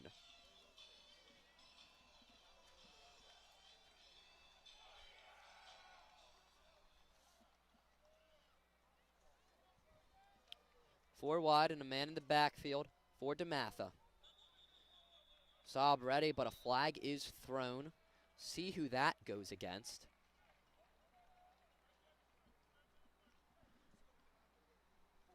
So, yeah, we'll see what happened there. Hopefully, I mean, if you're the ref, you got to hope it's going to be a offensive penalty. It looks like it will be. Cha-cha.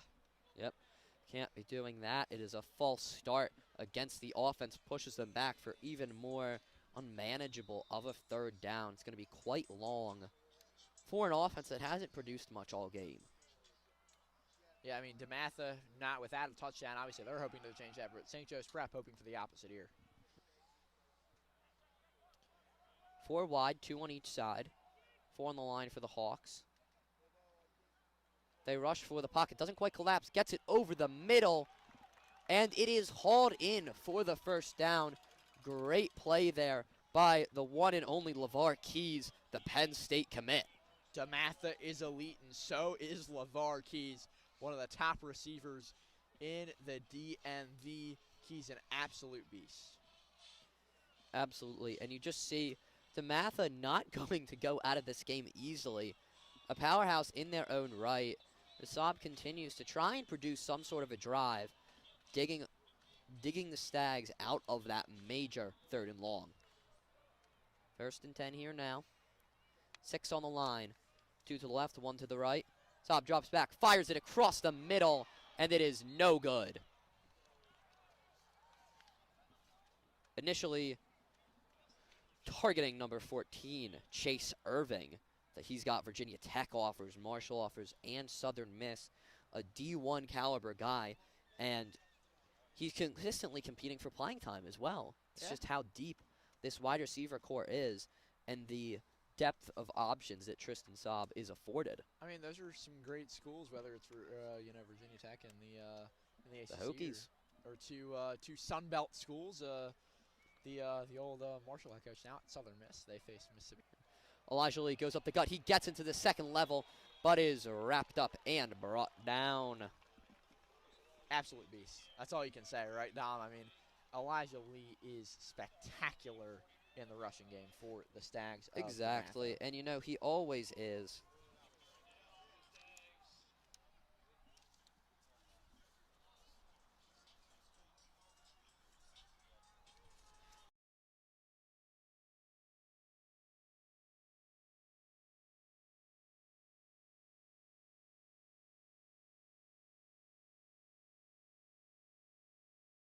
Back out there. Defense 1. Saab takes the handoff now. He's going to drop back the pass, but there is heavy pressure in the backfield. But he's going to roll out. He's past the 50 before finally being boomsticked out of bounds.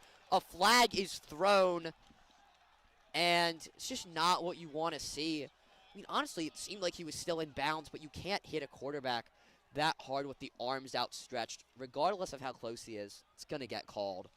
Unfortunate there, but I mean, obviously you got to protect the cornerback or the quarterback, not cornerback. If you're the ref, so sucks to the prep, but yeah, you can't argue with the call.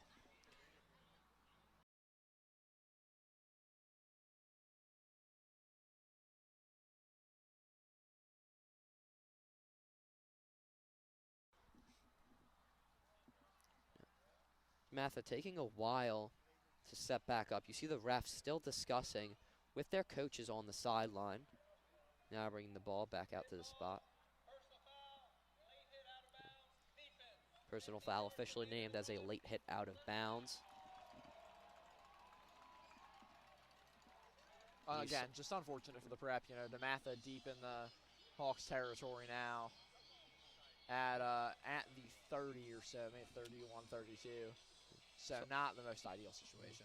You saw that pressure was initially forced by Jason Nitz breaking in, forcing Saab the run.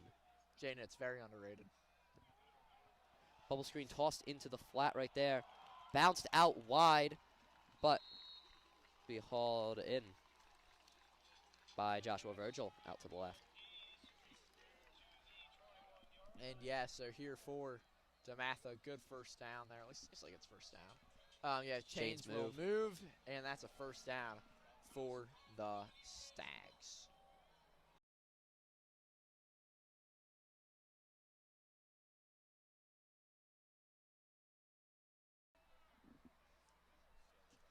First and 10 here. Yet another fresh set of downs for DeMatha. 2 to the left, 1 to the right. Saab looking to the left, and he's going deep Not hauled in. Flag thrown, though. Pass was intended for Chase Irvin. Really nowhere close to the intended receiver. We'll see if that's some sort of defensive holding on the Hawks If or it is, what that exactly would be happened. very unfortunate because it didn't seem like it would have been, but, you know, we'll see.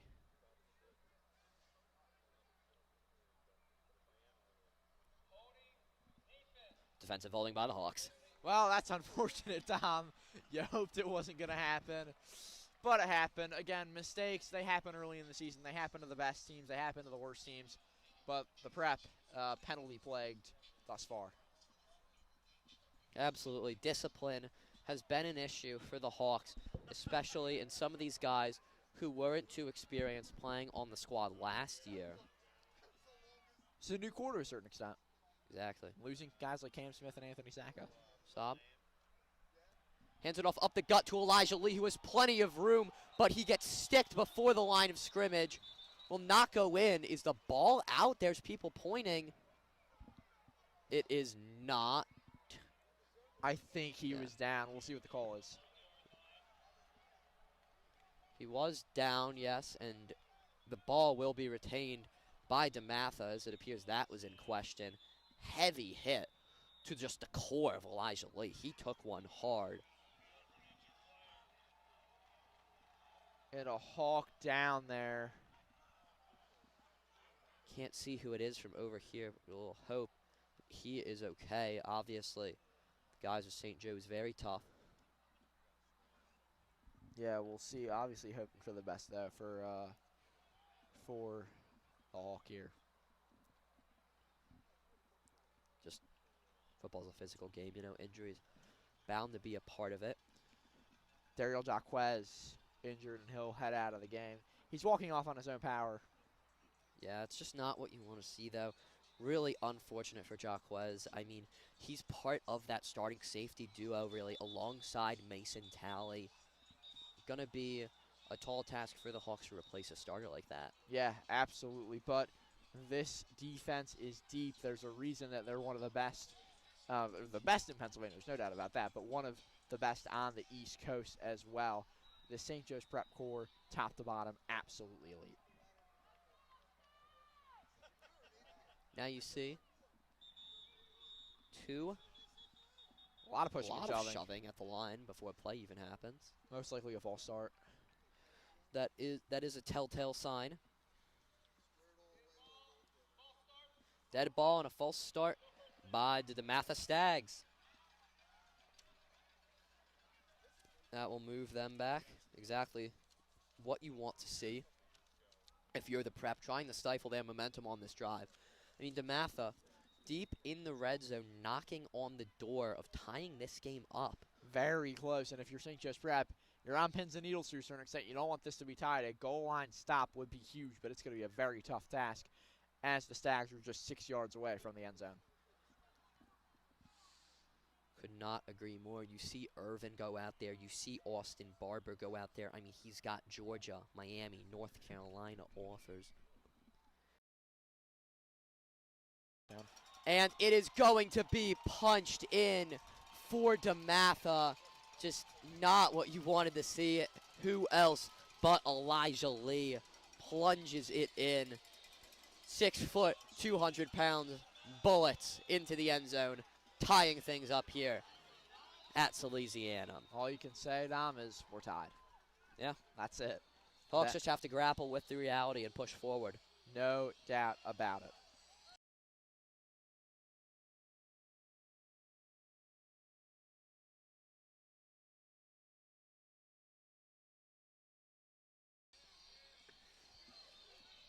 Just a shock to the system of the Prep.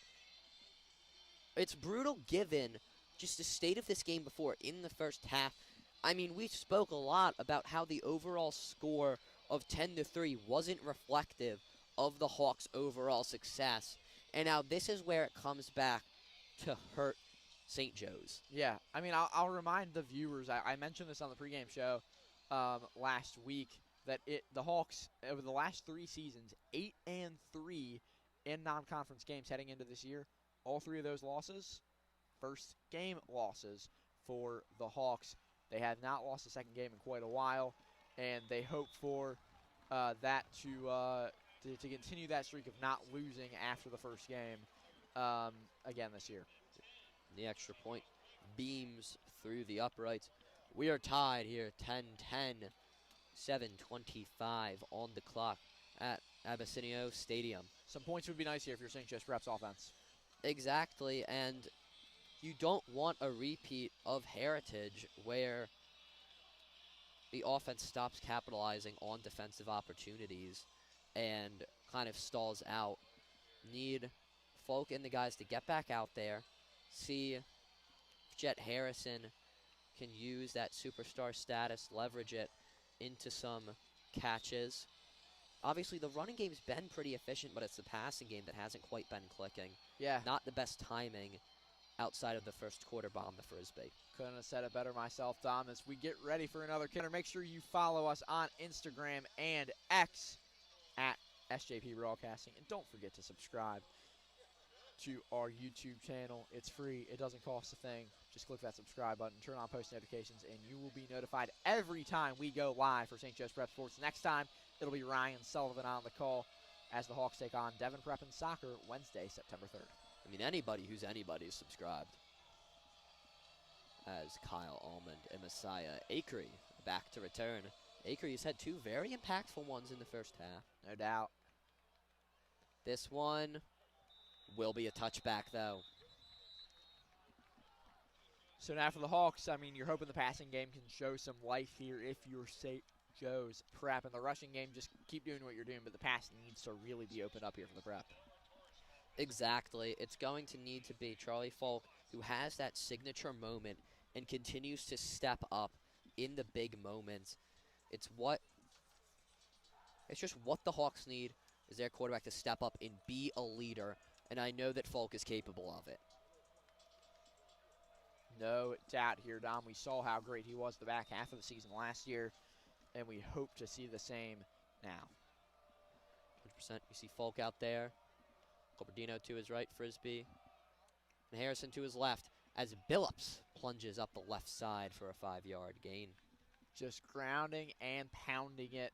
I mean, you guys said on the broadcast last week, and keep pounding, Carolina Panthers. Just keep driving it down the field.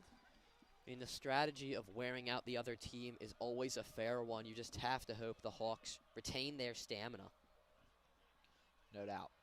No doubt at all, Dom. It's going to be Frisbee and Colbardino out to Folk's right. See Harrison solo on the left. It's a spot he likes to be in. But it's going to be Billups up the gut yet again. And it's going to be a short gain yet again. Only a yard. I mean, you're hoping for more than that, but it is, what is it, 2nd and 4 now? Yeah, so 2nd and 4 now for the Hawks. Just looking to continue the drive. You'd like to see a first down here, but, you know, you got 2 downs afterwards to keep going. Exactly. Crucial 3rd down right here. A 3rd down now, 3rd and Yeah. 3. They hadn't updated the scoreboard yet, folks. Yeah. Scoreboard's been a bit slow, honestly. But It happens. does indeed happen. Anthony Correa's never slow on our scoreboard as the Hawks gear up for this crucial 3rd down.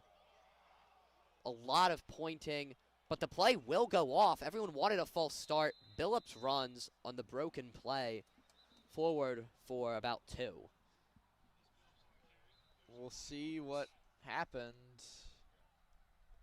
That was bizarre. Half the DeMatha defense was pointing and jumping up and down. Even Charlie Folk was a little bit slow because he Yeah. thought it was a penalty. Very bizarre, but Billups was certainly short of the line to gain. Wait for the officials to announce it here. Explanation coming to the DeMatha sidelines now.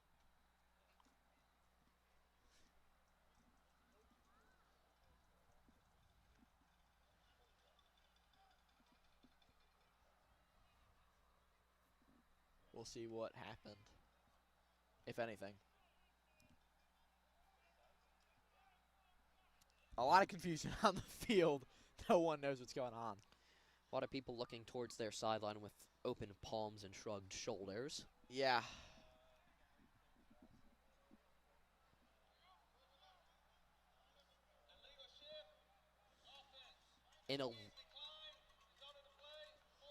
An illegal shift against the prep offense becomes a penalty which is declined, and it will be 4th down for the Hawks. Not at all what you wanted to see if you're Coach Sugden trying to coordinate this offense. As you see Blake Shoulder come out there on the punt, a 3-and-out after DeMatha finds pay dirt for the first time in the end zone. A really bad momentum swing. Not what you wanted. Not what you wanted at all. Punt is a line drive and recovered. Racing up the field is DeMatha, out past the 30 into the 25, but a flag is thrown, a blindside block on a defenseless Hawk. That was not the return you hoped for, but the St. Joe's Prep defense just has to suffocate DeMatha's offense here.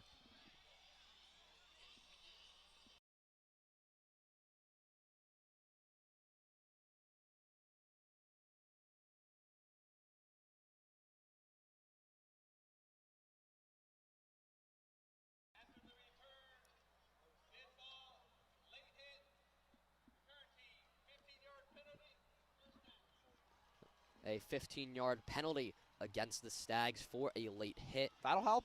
As I called out, it softens the blow a bit, but you'll still see DeMatha Still big blow. solidly in the Hawks' territory. Yeah. I mean, just a gash right through the special teams of St. Joe's, which are normally really a spotlight.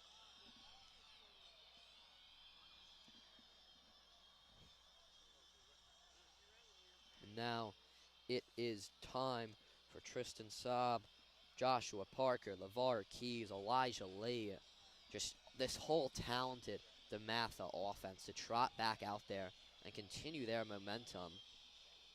It'd be a momentum swing. Another turnover? Another turnover would be huge. St. Joe's Prep knows that they need one. The offense not showing life as of late with about 17 and a half to go in this one. Quick moving second half. Saab drops back to pass.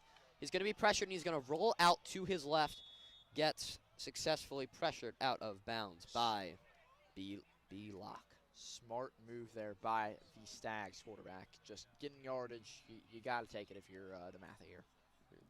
And Saab, this signal caller for the Stags, he's doing a great job of navigating the pressure that this Hawks defense continues to bring. No doubt about it. The defense is looking good. You just got to hope that there's not a ton of wear and tear, and they can get some stops here, and hope to set the offense up, and hope the offense can bring some life here. See Keys and Irving out to the right. Lee, as usual, parked in the backfield. He'll get handed off to. It'll be Anthony Sorgi primarily helping to bring him down. The student council president following in the footsteps of Will Vokalos, now at Boston College. And for Schuley, getting a nice tackle there. He's had a few today. Yeah, Schuley, he did really well in the American Heritage game as well. He Forced did. pressure on Diabella a handful of times. Underrated. And Diabella is one of the best quarterbacks in the country. The best quarterback, in my opinion. So to do that says a ton about the player he is. Yeah. 100% Schuley continues to impress in Money his down. newfound starting role. Exactly. Money down here, 3rd and 5. Hawks defense looking to force a 3-and-out. Saab drops back. He's looking.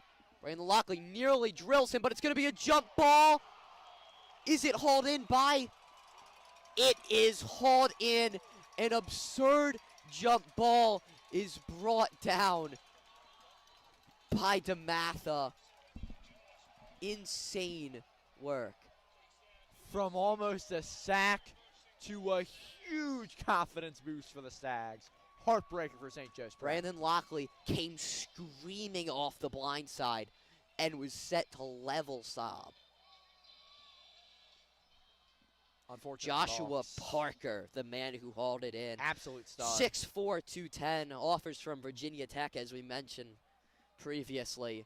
6'4", you see why he wins that, but a heartbreaker.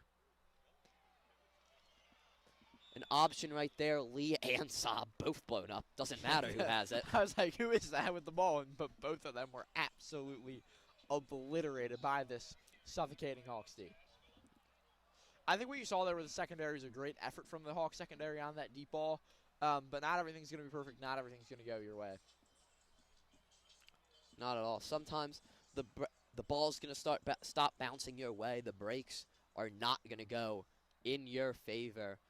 And that's when you have to really show what sort of premier team you are. See Keys and Irvin out to the right. Parker on the left as it will be Lee up the gut again. Both teams grounding and pounding it this evening. This is old school Northern football at its finest. Exactly. And really the difference has been, at least in this second half and really towards the end of the first, is that DeMatha's passing game has been more efficient. It has been. That's the simplest and best way to put it down. And if you're the Hawks, you're a little bit worried. You know, the momentum not swinging your way, but 14 minutes still to play. And, well, it's money down yet again for the Hawks D. Exactly. You see it's 3rd and 7 yards from the goal. So looking across the middle of the field, no good. A flag is thrown on a ball that was not very catchable, intended for LeVar Keys. There's a flag on the play. Let's just put it this way. You know, we're not gonna criticize officials, but we'll just say that the St. Joe's Prep sideline hasn't loved the officiating this evening. Some calls are going to go your way, some aren't. It's part of football, but the Hawks defense hasn't loved the officiating this evening. A defensive holding called there in the secondary gives Stags a new lease on life. 3rd down and about 5 yards from the goal. It's 4th and 3. No, look at the down marker. The scoreboard's always wrong here. Lee will go right into the Hawks and will be brought down short of the goal line. And now another flag is thrown. Away from the play, it appears, too. Messiah Acree stunned.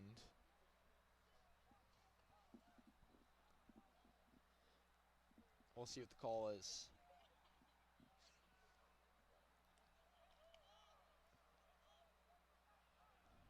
The ref's taking a long time to make a decision. Yeah. Fouls by both teams. Personal foul, offense. Personal foul, defense. Penalties off, set, pull down. That works out well for the Hawks, though. Offsetting personal You'll take foul it. penalties. Must have The been some out- pushing and shoving. Yeah, must have been on the outside between a receiver and a corner. And now turns in the 4th down here. Yeah, so it seems like they're going to go for this.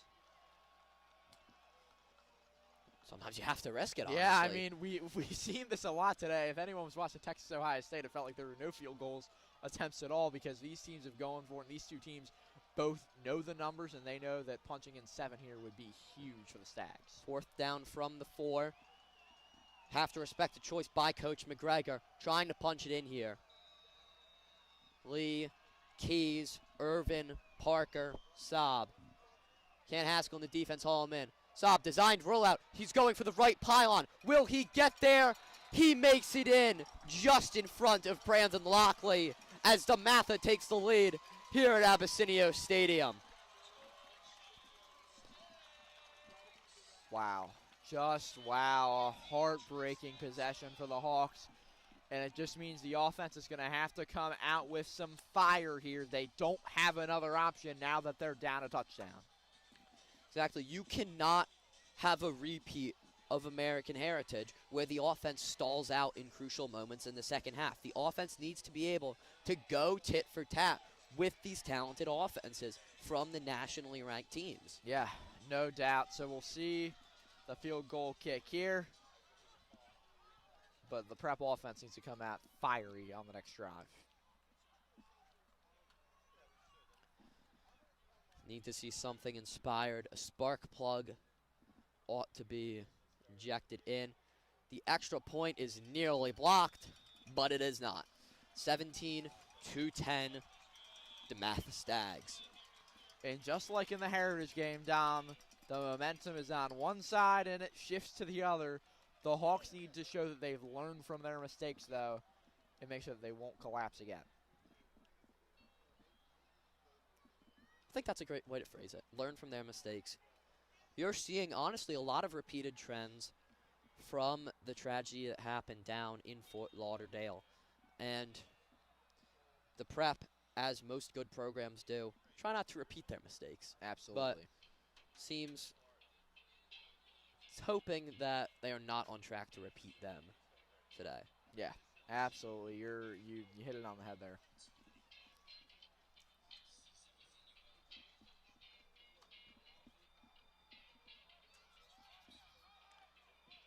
Back to return, the usual duo of Acree and Almond. Acree, as I mentioned previously, and as you saw previously, has had impactful kickoff returns so far this game. Good field position would go a long That'd way be huge in for this promoting. Prep team.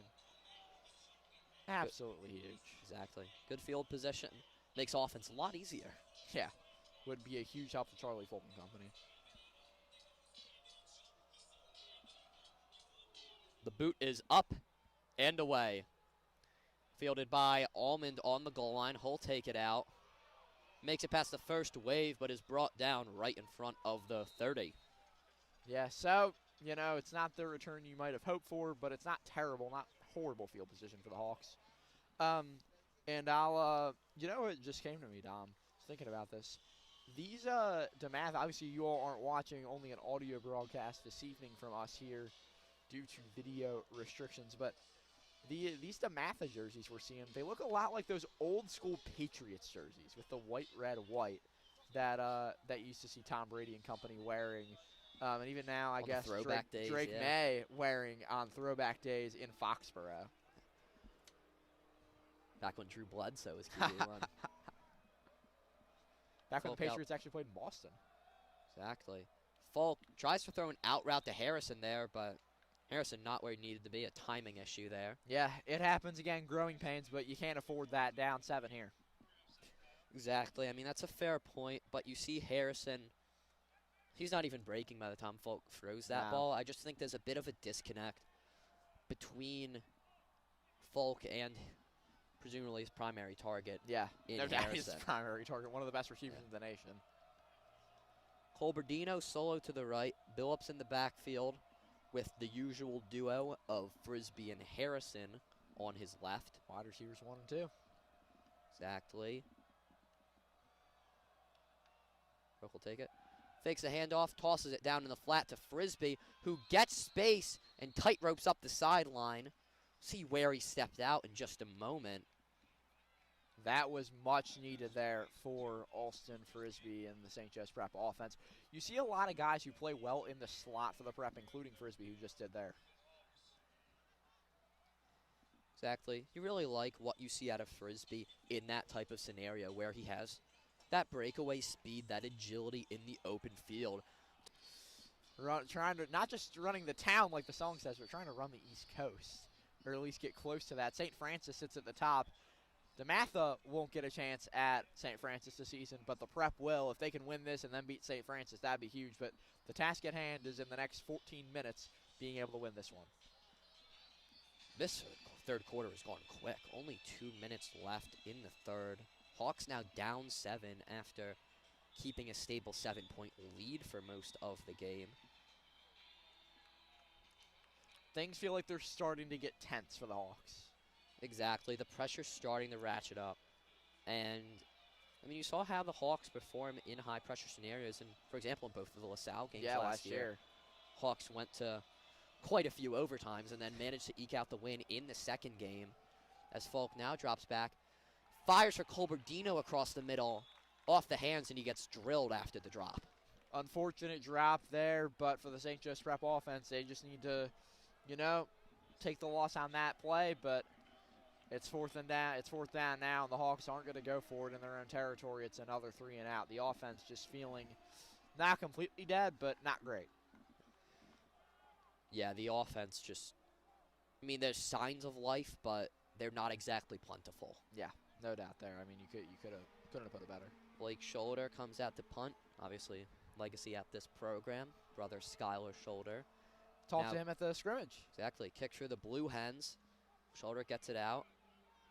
And it is fair cut on the opposing 40-yard line. The Shoulder family, listeners of WSJP regularly. Yeah. Shout out to all of our supporters and listeners who help make this all possible. Exactly. It's greatly appreciated. Now you see, Hawks defense, you know, a characteristic you saw in the season opener was when the offense started to stall out, the defense couldn't quite keep up because they just get gassed from being out there so much. So it's something that you have to watch out for, really, on this drive, especially with the discipline problems you've been seeing. The offense has to do more. That's it. The offense has to do more to set this defense up and give them time to sit and rest. But nothing the defense can do about that. Handoff to Lee yet again, but now Saab will actually keep it. He's caught. He is blazing up the middle before he is finally brought down by Mason Townley. Gain of 25. These keeps by Saab have been super efficient at finding holes up the middle through the vaunted front seven of the prep. Unfortunate here. Very unfortunate for St. Joe's Prep's defense, but for DeMatha, it's exactly where you want to be. If you're the Hawks, you're starting to feel like this team might be gassing out. You just got to hope they're not. Exactly. Agree with you there, as it's Saab trotting back out there. Parker, Irvin, Keys, Lee, the skill position players out there right now. All D1 offered, and they show it. Uncorking deep down the field, and it is dropped by Keys. Saab nearly dropped it right in the bread basket to his number one man. Mildly terrifying. Mildly terrible, a lot more than mildly, Tom. That the prep got lucky, as that should have been a touchdown, but just pure luck here for the Hawks saves them from giving up a score on that one. With Keys. just 13 minutes to play. Keys beats his man on the outside just by one step. Saab really did a great job throwing that over the shoulder ball. Just couldn't quite haul it in off the fingertips. Yeah.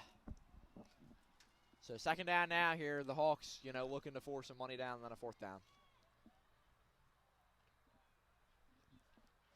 Second and 10 here. It's handed off to Lee. He'll cut it back up the middle, but is snagged around the waist for a 1-yard gain. Denied there by this St. Joe's Prep defense. Great defense there by Anthony Sorgi. Slight loss, actually. You see, started so far off behind the line of scrimmage. Yeah, I thought it was going to be a gain of one, but no. I mean, Yeah. the Prep with a great defensive play there. Now forcing a big, crucial money down, the biggest of the game thus far.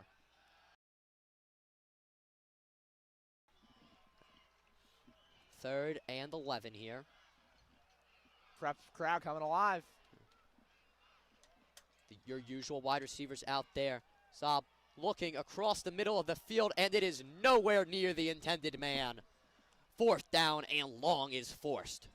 There you go. St. Joe's Prep's defense almost got the sack, but it doesn't matter because they force an incompletion here. We'll see what the Stags do.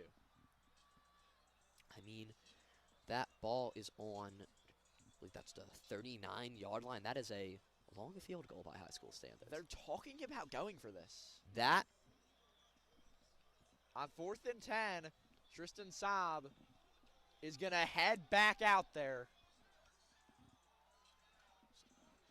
Saab looking, wonder if they come out just to try and get the Hawks offside. yeah, I'm but- trying. I mean, I can see it. This is an interesting. I mean, there's nothing that absurd about going for a 4th and 11 deep in your own, I mean, pretty solidly in opposing territory, but it's certainly a risky choice. no doubt.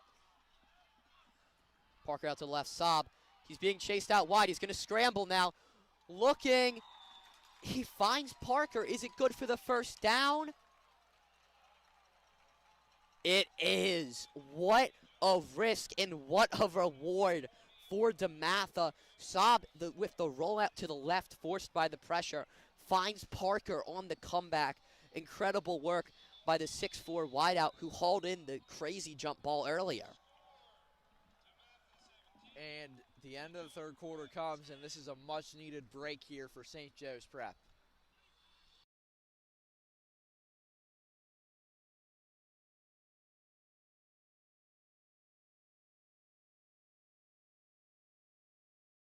Said 60-40. This is just, it's a scary time for the Hawks right now, Very as they are in very tenuous position. We're seeing the DeMatha crowd moving sides. We're seeing the benches moving down the field. This is high pressure for the St. Joe's Prep defense. They need a stop more than ever here, Dom. And you would have thought that stop came when they forced a 4th and 11 on their own, on the Hawks' 39-yard line. But DeMatha decides, why not risk it? And Tristan Saab, Joshua Parker come out there and make it worth their while. Yeah. High risk, high reward, as you said. Exactly. And the Hawks have been able to get even the dink and dunk passing game clicking. When you can't really stretch the field, it's very hard to make up ground on the scoreboard. Yeah, I mean, the St. Joe's Prep defense could use a turnover big here. Anything helps. I mean, even if they can they need something. They need something, this defense, because it's starting to get tense. It's starting to get nerve-wracking. You're not feeling good if you're the Prep right now. Down 7 in the fourth quarter. And you see where they suffer from the absence of top-tier linebacker John Boggs, but they don't suffer from it there. The ball is knocked out, but Saab is down. He was absolutely drilled by Brandon Ross off the edge. You see the DB blitz. Brandon Ross, big-time play in a big-time moment for the Hawks, giving some life to this Prep team. Ross, out of the defensive backs, he's the one you normally see infiltrating the backfield and really making his presence known against the quarterback and the running back. Yeah. And then you see it right there. He comes off the edge and absolutely drills Saab for about a 10-yard loss. It'll be 2nd and 20 for this Hawks defense. They're scratching and clawing and itching to keep themselves and keep this lead at bay. Hawks looking for a huge stop here. Lee is tripped immediately at the line of scrimmage. There's a fumble, but is he ruled down? He'll be ruled down. I do believe so. Yeah, I agree with that call. He was down. As much as you don't like it if you're St. Joe's Prep, back-to-back plays like that where a fumble happened, it was after he was down. So, I mean, the call feels pretty obvious. However, if you're the Hawks, you have to feel plenty satisfied with where you are right now, a 3rd and 20. Ton of personnel changes happening for the Stags as they're going to look to go deep. You'd have to think so, right, Tom? I am certainly inclined to agree with you there. And now this is where, again, they are going to rely on the top-tier wide receivers to step up. Irvin, Parker, Keys, Virgil. So Loaded many. wide receiver core. Yeah.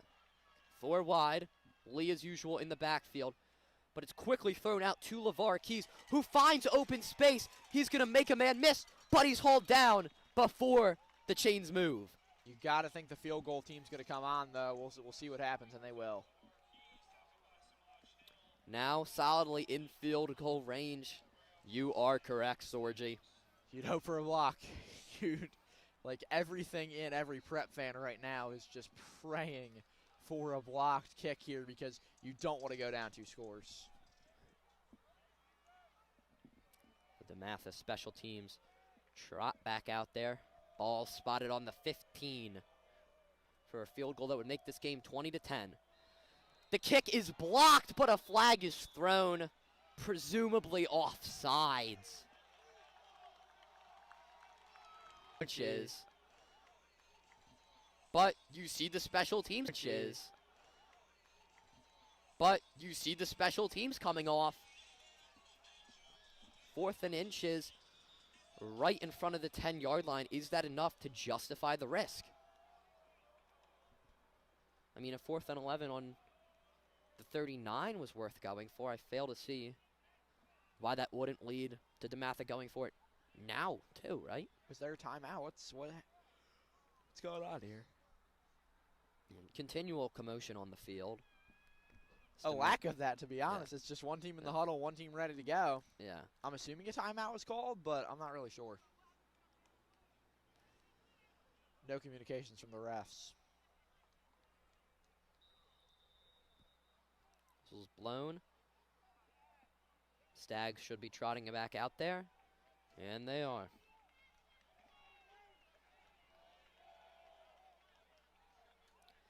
Parker solo on the left. Irvin on the right, and Keys on the right as well. 3 men out wide with Elijah Lee. And it is a tush push up the middle. Decent yardage gained, and that is close. Hawks hoping, but the officials pointing forward. Chains will move. The tush push successful for the Stags of DeMatha as they get a new set of downs. And for St. Joe's Prep, now more than ever, you're just hoping for a stop. Exactly. 1st and goal. 9 yards left to go. Tristan Saab trying to collect his guys. Elijah Lee. Handoff up the gut. He's going towards the end zone. Hit hard by Mason Talley, but not until he got to the 2-yard line. And I really think there's only one option here for St. Joe's Prep, and that's a goal line stand. That's the only thing that they can do to stop this DeMatha team, and that's going to be very hard to do. But you would hate to go down 2 touchdowns if you're St. Joe's Prep. 100%. Going down 2 touchdowns under 8 minutes here in a game where, quite frankly, your offense doesn't seem like they can produce 2 touchdowns in that time. It's going to be 7:48 to go. a hard task. Yeah.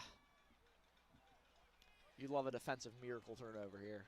Keys, one-on-one on the right, but Lee will get it up the gut, plunges in, plunges a dagger into St. Joe's Prep as the Stags of DeMatha go up double digits, 2 possessions.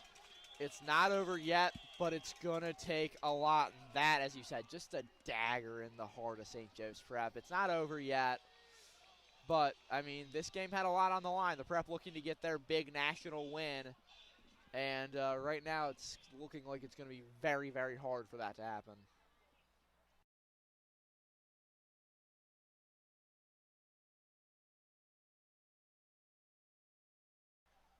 The extra point coming up, flag thrown, extra point good. Likely an offsides on the Hawks.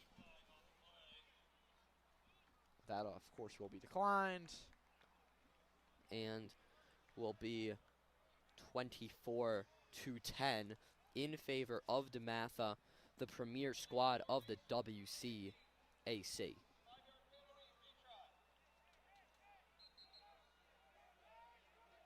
Oh, It's a retry. it was a false start. 5-yard penalty and a retry. Well, that's a surprise.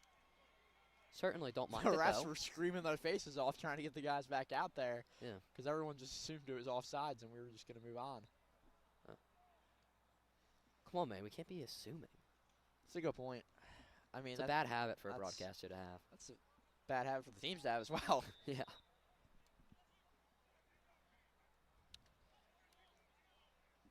DeMatha. Back out there for You this love a block. second try on this extra point.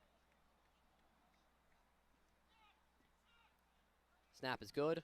Hold is good. Kick is blocked and goes in anyway. Well, same result. Despite the block, low field goal, but it's in. Yep. Line drive still bounces in. As now the score is back to 24-10. Stags 7:36 left in the 4th quarter here at Abessinio Stadium. from Salesianum School. We're going to take a quick break here. And we will be back at the kickoff.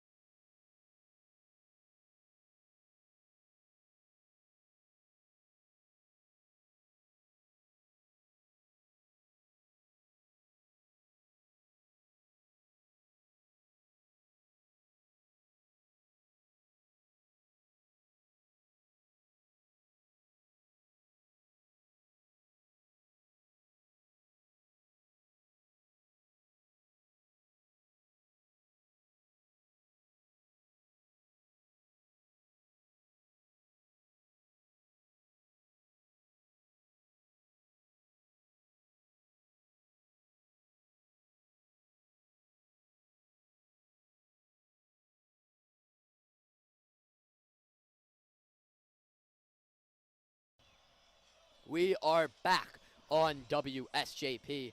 The Hawks seeking to come back from a 14-point deficit with 7.5 minutes left here in the fourth. Boot is up and away to Kyle Almonds. Taken for a touchback. Hawks here need offense as bad as ever. I mean, I hate to say it, but it's feeling reminiscent of Heritage right now. I don't think you disagree, Dom. Like, the offense hasn't been able to produce in the second half. They need to change that now, or else the Hawks are going to start the year 0-2, and that's not where you want to be, as they thought they were going to get the big national win at halftime last week. They thought they were going to get it again today. As it's looking right now, neither one of those is going to be the case. So you need 7 here. It's 7 or this game's about over. Yeah, Hawks desperately need a complete second half, which already seems out of the question given the third quarter, but a complete fourth quarter. And watch out here, Dom, for a deep ball on the near side. Falk tosses it up. It is tipped on the throw, and it is intercepted. It is going to be brought back for a touchdown as DeMatha goes up 30-10. That's your dagger. That's it. Down at least 20, possibly to be 21. Approaching 7 minutes here at Abessinio Stadium. An awful break. Charlie Falk instantly collapsed upon. Tries to make a throw, and it's popped up into a glorified pop fly. It's a great way to put it, but not a great play there from the Hawks.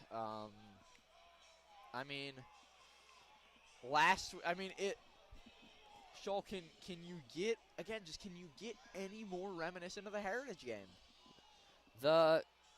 Exactly. It's because after what was a very, I'd say dominant first quarter. Hawks and looked great early. Exactly, and a great continuation in the second quarter.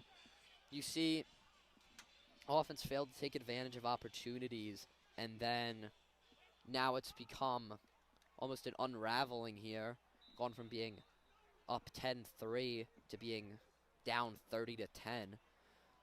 But, Hawks still have a slight chance in this game. 21 points in 7 minutes. I have seen much larger deficits be overcome as the uprights are split yet again. I think we'll take another quick break here, Dom, as we have just 7:23 left to go in this one. 31-10 your score. We will be right back.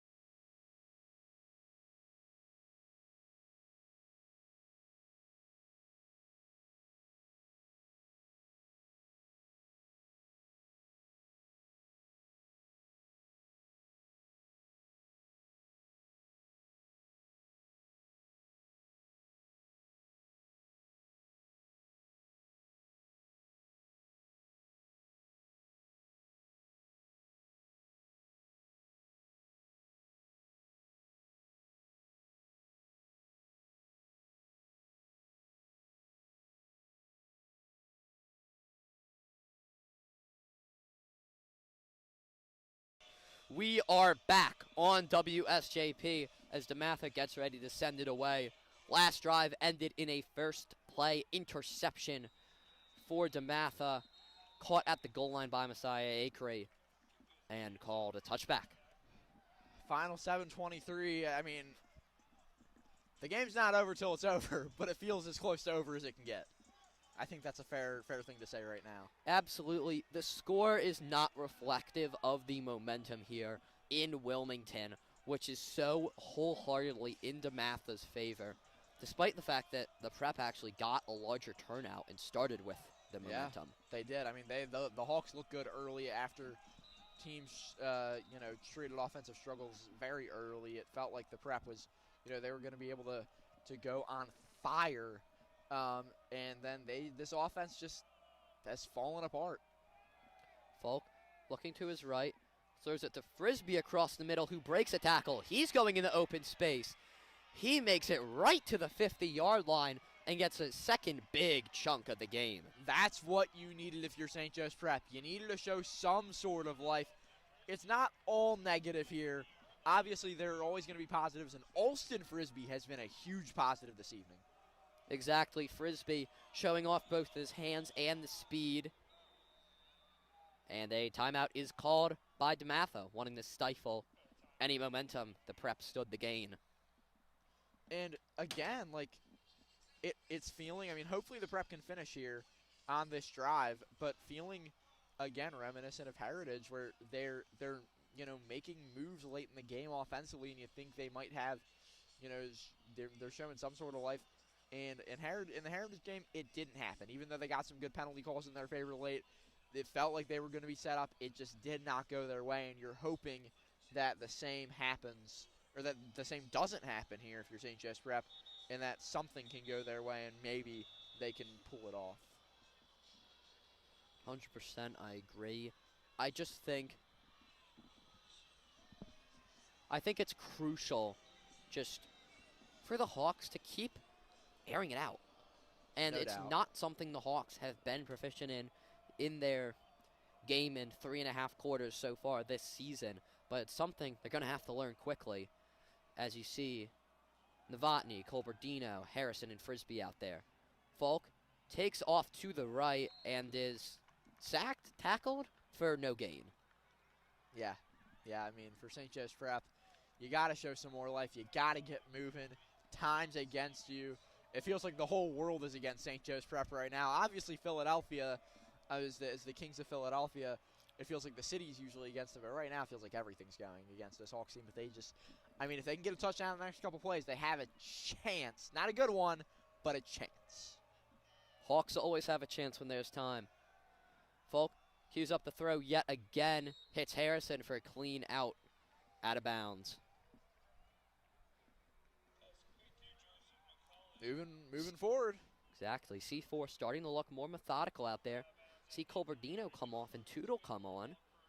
See if he can be the spark plug to keep this offense chugging. Yeah.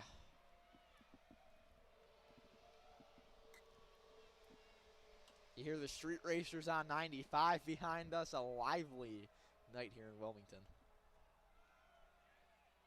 Falk gets it out quickly to Harrison, but he is brought down after the throw. Do believe that's going to be roughing the passer. They'll take it. And by the way, to follow up my prior comment, we do not condone speeding on No. WSJP. Everyone in WSJP is a responsible driver. We do condone safe driving and hope that anyone at the game gets home safe this evening.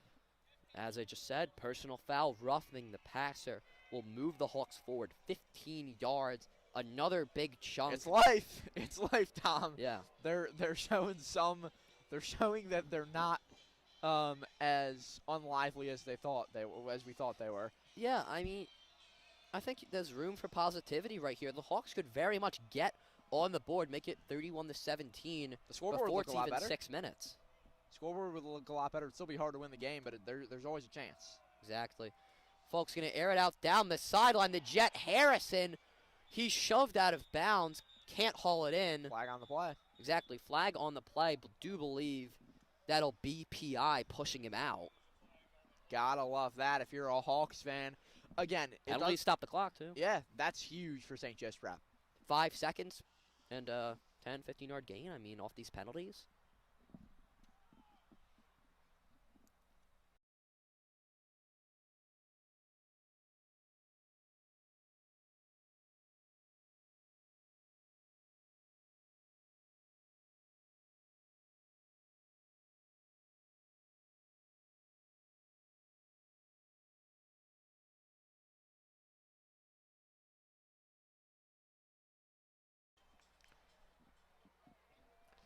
Falk out there now in the red zone with his guys. Billups, Harrison, Frisbee, Novotny, and Tootle. Novotny yet to really get involved so far this game. Same with Tootle. Mainly been between Harrison, Billups, and Frisbee.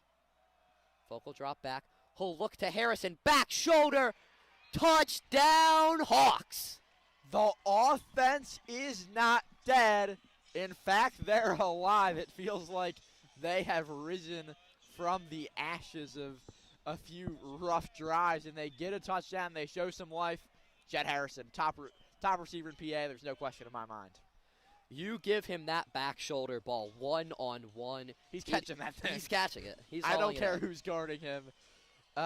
He's catching that. Jet Harrison is a special talent, and I mean, absolute stud. I mean, I'd pat down the jersey, check if there's a magnet on the numbers. As Blake's shoulder will hit the extra point. It is now 31-17, a much more palatable score here in the fourth quarter.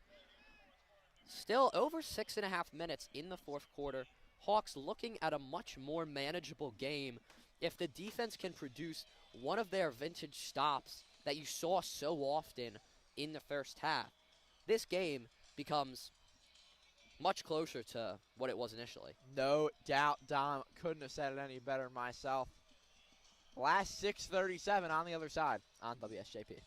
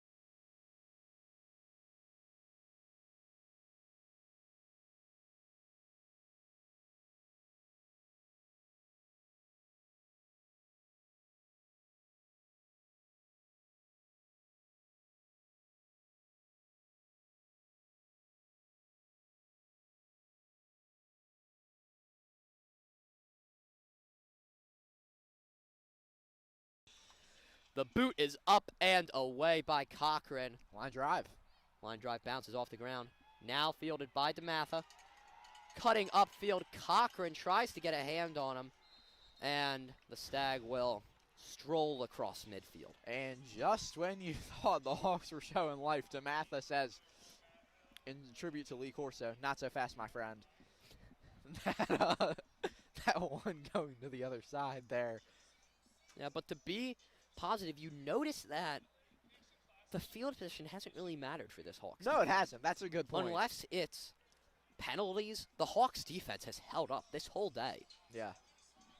Like, numerous just awful positions they've been put in. Yeah. And they consistently come out there. And now, after a long drive by the offense, this should result in them being more well-rested and capable of dealing with Tristan Saab, his murderer's row of wide receivers, That's a and great way to put it. Elijah Lee. Got over a quick stop here. You see Lee gets it right now, and he's tied up, gain of 2. You'll take it, right? The St. Joe's Prep needs the ball as soon as possible. They need to force a 3-and-out or a turnover or something here so that they can get the ball back as time is ticking. Clock will stop at 6:18, though, here as some substitutions are going to be made. But I do have to say, I mentioned Lee Corso. Obviously, I think it's going to be a loss to football, his retiring. I mean, Saturdays, I remember the LaSalle game last year. It felt like so many people in the stands watching College game day. prior to kickoff. So wishing Coach Corso the best in retirement, and you know, Broadcasting legend. it's football season. That's Yeah. the best. That's the best thing about this all. You know, college football's back. The NFL's back on Thursday night. Birds in action against the Cowboys, and high school football is in full swing. It's chilly now, Dom. It's football weather. It's hoodie weather, and I mean, other than the score, it's a great time to be alive. I'm, of course, wearing the most fashionable hoodie in the Philadelphia area. You are. I have mine sitting at home. WSJP hoodie. Yes, of course. I mean, you can't get better than WSJP. You know, go get your WSJP merch and support the club. Really is very comfortable. It is. It's very. I mean, if you get the polo like what I'm wearing right now, as lightweight as you get, good to wear out, good to wear to church on Sunday morning, in a hoodie. Great, you know, just for hanging out with friends. Yeah, you see Saab coming in the shotgun here. You get motion from Keys, and it's going to be a jet touch pass to him. He goes up the middle, but is hauled in after about 3. That one's straight out of the Madden playbook that we all use in our years playing the great NFL and football video game. But yeah, that was a interesting dynamic there. You know, just trying to mess it out. You know, mess around there. And here we go. Timeout now called by the prep. Both teams really, I mean, it's not the first time you've seen kind of those like offsetting timeouts between the teams where they just go back and forth, tit for tat. Now, you notice, really it's just,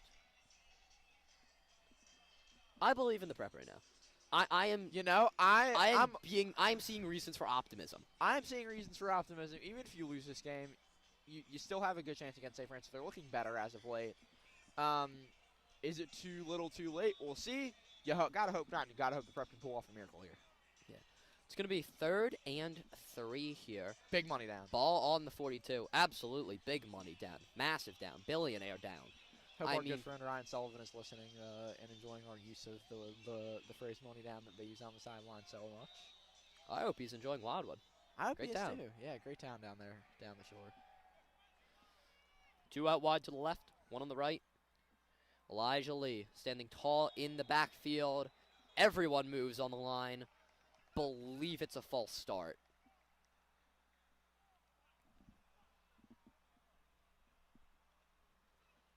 And, yep, false start against DeMatha will move them back, make this a 3rd and 8. You'll take it.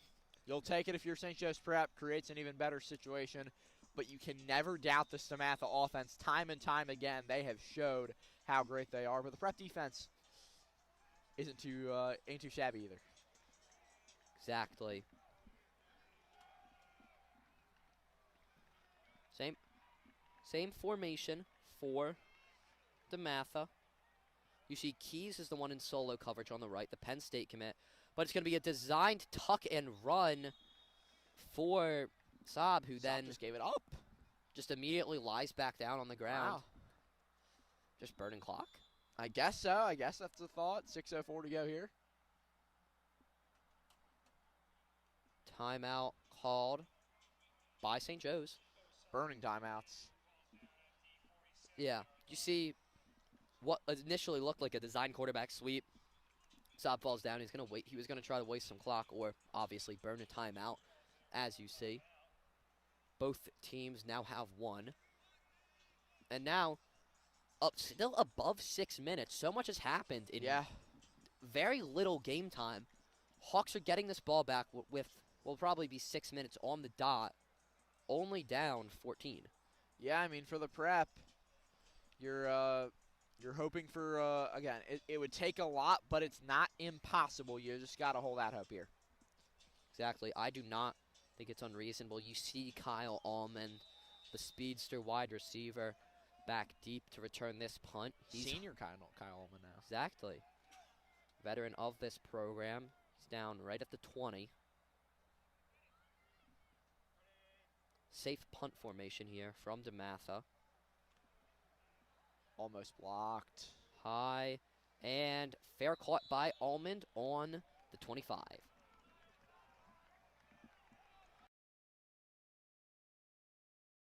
Bless you, Chris.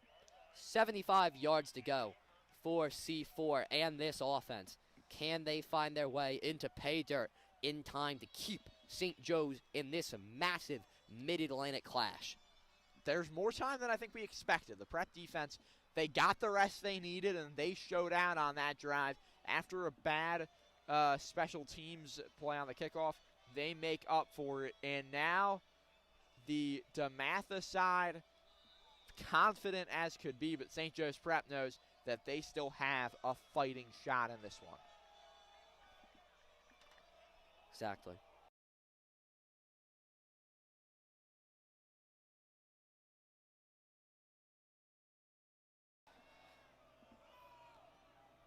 See movement on the line. You see Harrison go in the motion. Falk looking to pass, whole hit. Frisbee, who ducks right out of bounds for the first. Good first down, but Jet Harrison was there. I think Folk just is going to the near side. Pocket collapsed, and he had to get a good ball out, and great throw there. Yeah, you have to consider, I mean, you're going to take that 12 yards and time stoppage all day, every That's day. a very fair point. The time stoppage is huge, as we have exactly 6 to play, half a quarter to go at Abessinio Stadium on the campus of Salesianum. Harrison to the right. It's Novotny, Frisbee, and Tootle out on the left. I like this formation. Billups in the backfield. You're noticing, I feel later into the game, you're seeing more Tootle than Colberdino. Yeah, agreed. Fresh legs out there. Exactly. Falk, he's looking to his left, and he airs it out looking at Tootle. Too far for anyone to get their hands on it. I feel like the story of the night, to a certain extent, has been so close but yet so far away on some of these deep balls by Folk. Obviously, he has a couple good touchdowns, but just still working on that accuracy, still working on that chemistry. It's always a work in progress early in the year for any quarterback. Exactly. I think that's a valid point to make. I mean, timing takes so long to develop. Yeah. And really just composure and poise at the high school level is not a common trait. Absolutely. Something that Charlie Falk can excel in when given the chance. He looks to his left again. Nearly gets hit, but he hits Tootle across the middle. He's hauled down for 5. Charlie Folk saved that play. I don't think he knew that the pressure was coming, but it was right there, and he barely got that off in time. There was a man coming from the blind side ready to thwack him. Yeah, that would have been good. Stoppage. Timeout on the field for an injured DeMatha player. You see him on the side right there. And by the way, the Hawks with that any timeouts to go is 6 minutes. That is really not optimal, to say the least. Yeah. But Coach Roken made the decision, and he's going to stick with it. Exactly. Oh, number 7, James Pace for DeMatha. Not who you wanted to go down. Yes, if you are the Stags, that is the last guy you want going down. He's walking off on his own power, though, Yeah. so hopefully he's okay. You know, you never wish injury on anyone. Exactly, but Pace, I mean, he's 71st nationally in the class of 2027. One of the best in the nation. I mean, offers from Alabama, Florida, Penn State. Florida State, who got a big win over Bama today. Exactly. Same personnel out there. You see Tootle continuing to represent instead of Colberdino. It's Novotny. 4 wide now. Yeah, it's 4 wide. Horse collar on Kai Billups appears not to get called. I mean, they ate Billups for dinner right Yeah, there. Billups gets smoked around the edge, and now it's going to be a 4th and 9 for the Hawks off what seems so promising. And they have there's one choice here. Let it fly. They got to go for it. There's not much of a choice for St. Joe's Prep here.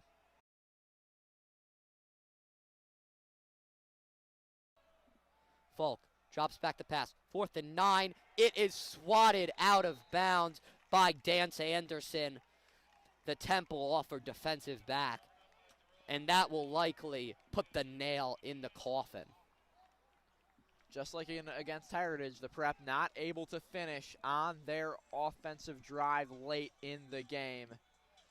And now as the side switch, we will take a very quick break on WSJP.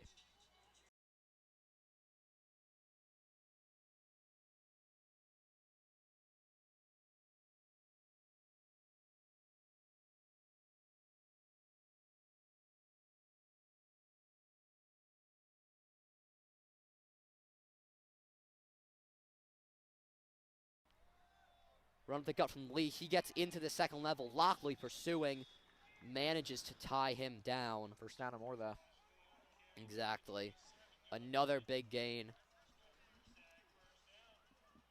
And things are fully out of hand for the Hawks here. Down 31-17.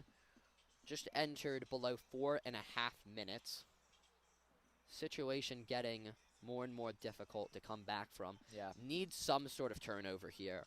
And that's really the only way to come back in this game, I feel. That's the only way at all, Dom. Yeah, you know as well as I do here. I mean, we said the dagger was in with about 7 minutes to go, and you hope it's not the case. You hope the prep can pull off a miracle, but it's not looking good for the Hawks right here.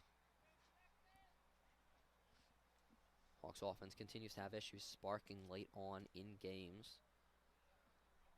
That's up. Yet another handoff to Lee, and he's got all the room in the world. He will walk right up Broadway and extend the DeMatha lead. Good night. That's all you can say. It's now 37-17. The DeMatha offense has broken this game open in the second half. You talked about the accuracy of the growing pains. We talked about Charlie Folk. Tristan Saab. This is his first game as a Stag. First game in the program, Dom. And he looks spectacular. I have to give him big credit. The transfer from St. Francis looking absolutely great. Yeah, I mean, I feel like kind of the most impactful guy solo has been Elijah Oh, Lee. no doubt. But, no doubt at all. like, Saab has really turned it up in the second half, using his mobility and finding the right guys. This is his first varsity game and his first game with a new program. That's hard to do, the way he's playing today. And you gotta, I mean, obviously he's a transfer out of St. Francis. You see the talent that they have on St. that squad. Francis. I mean, the prep will see him on the 13th. St. Francis is absolutely loaded. It's going to be, assuming this result holds, it's going to be a long 2 weeks of film study of gritty, tough work for St. Joe's Prep to get themselves ready for one of the biggest games they have played, one of the toughest opponents this program has ever played in program history.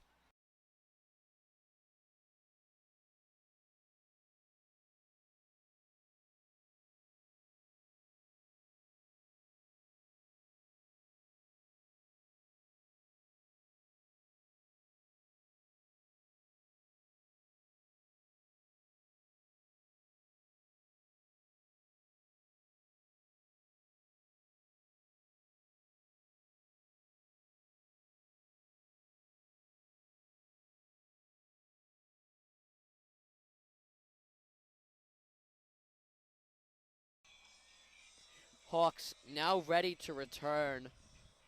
342. The comeback is probably sub 1% at this point in time. Still Acre and Almond back for the return. Almond will catch it on the goal line.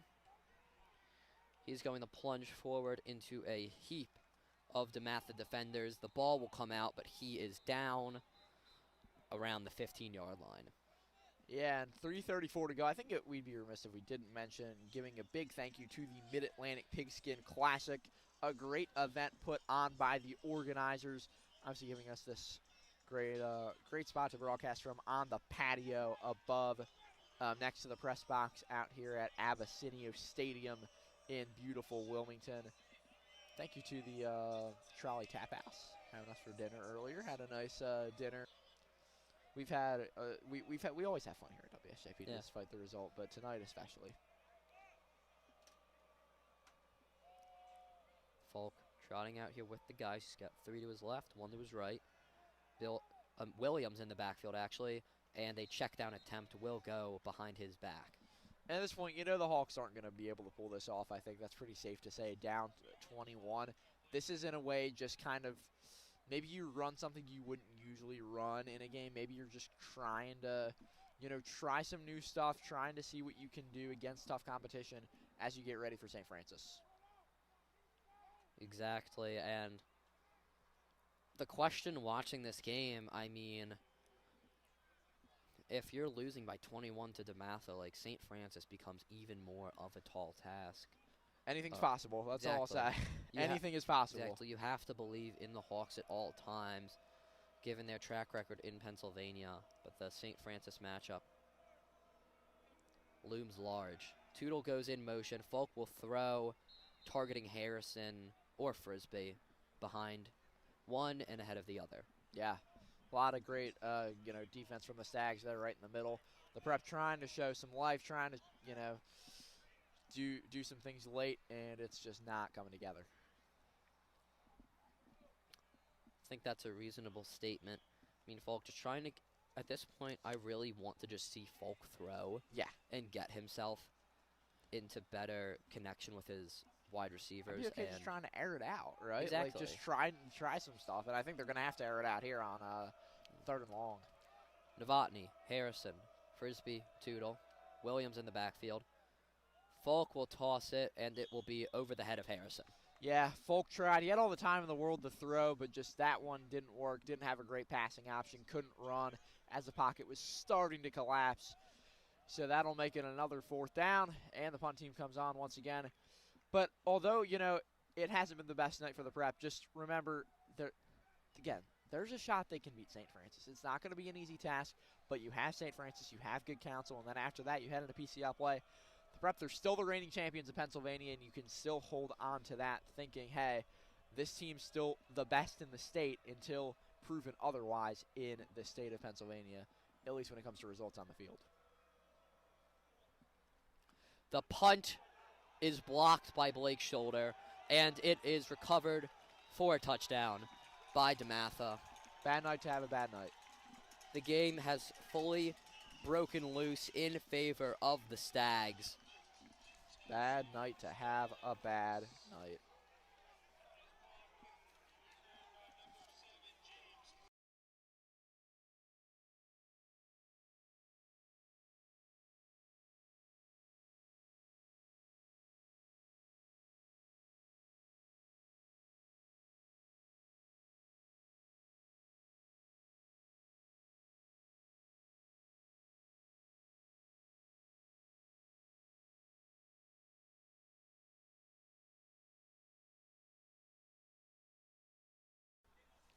Extra point is up, and it is good yet again for WCAC Top Dogs, who now up 45-17, just over 3 minutes left. They appear ready to triumph in this battle of the premier East Coast Catholic Leagues. And, I think we'll just take another break. 3:14 to go on the other side. The rest of this St. Joe's Prep versus DeMatha game from Wilmington.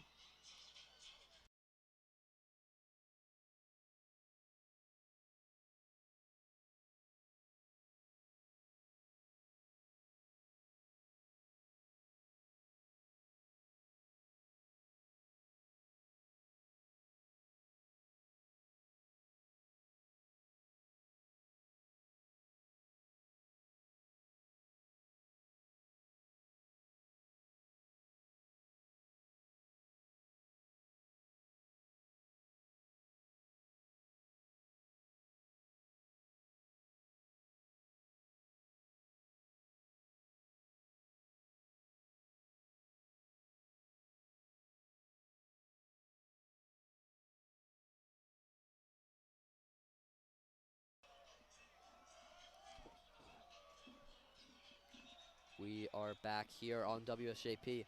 DeMatha gets ready to send it back to the Prep. Hawks are now down 45-17, and a game that slipped away was initially 10-3 in their favor at halftime. 28-point game now. 42-7 in the second half. Bizarre. It feels just like Heritage. It really does. Cannot disagree with you there. Eerie similarities to what happened down in Fort Lauderdale, as Almond and Acre ready to receive yet again. And we are off. Almond will receive it in the end zone, and it will be a touchback And we'll see who the prep brings out here offensively. We'll see if they stick with their personnel or if they bring some new guys in.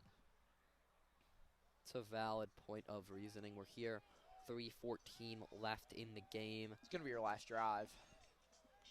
Don't think that's unreasonable to say.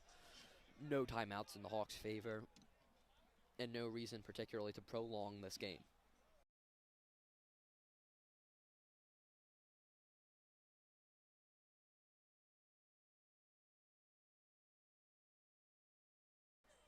Charlie. You see Charlie Falk come out, Amin Williams come out, Colberdino.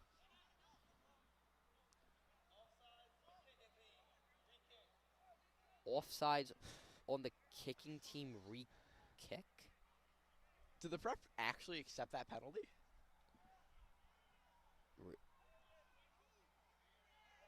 Re-kick. Huh. I am surprised. I was not expecting the prep to accept that. Was not expecting it either, but These late calls are something else. we will get another re-kick.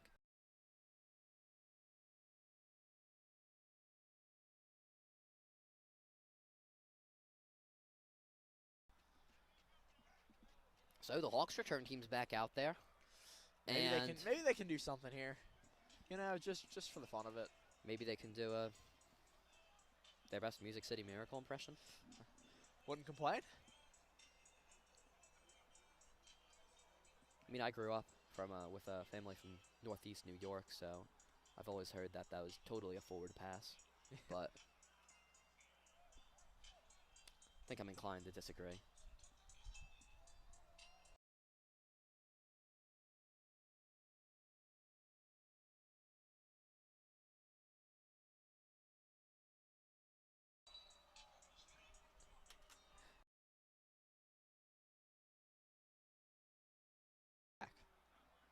And we are off yet again. Snagged by Messiah Acree. He Okay, plunges Messiah. through a hole, and he's one-on-one with the kicker, trips right into his He ankle. just took the kicker out.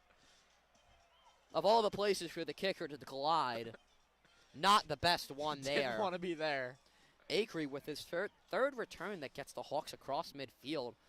That's a bright spot from tonight. There are bright spots. Him, Messiah Acree, Anthony Sorgi's had a good night. Exactly. I mean, Jet Harrison improvement from last week, no doubt about that. 2 touchdowns. exactly. Jet Harrison starting to come more awake and really show the talent that is just evident throughout himself. You see Colberdino, and you also see Kyle Allman. Yeah, getting some senior action here for the Hawks. Only Colberdino on the left. Williams in the backfield. He'll take the handoff up the right side. He'll burst through, get a first down, and a bit more. Rocking and rolling down the gridiron this evening for St. Joe's Prep. Under 3 minutes to go. I've really liked what I've seen, though, in his short spurts from Amin Williams. You've only seen a two-man backfield so far. No Logan Daresaw appearances in his more traditionally power-based sets. Yeah, absolutely. Same personnel out there for St. Joe's. Another handoff up the gut to Williams, who gets into the second level yet again. Another bright spot of tonight. Amin Williams looking great. And now, dipping under 3 minutes here at Abessinio. Again, we're going to say this for the last time now. Really good stadium. Yeah, I mean, great and great people at Salesianum. You know, we talked to people in the athletic office, talked to the director of their broadcasting program this evening. All spectacular people, spectacular facilities here at Sally's.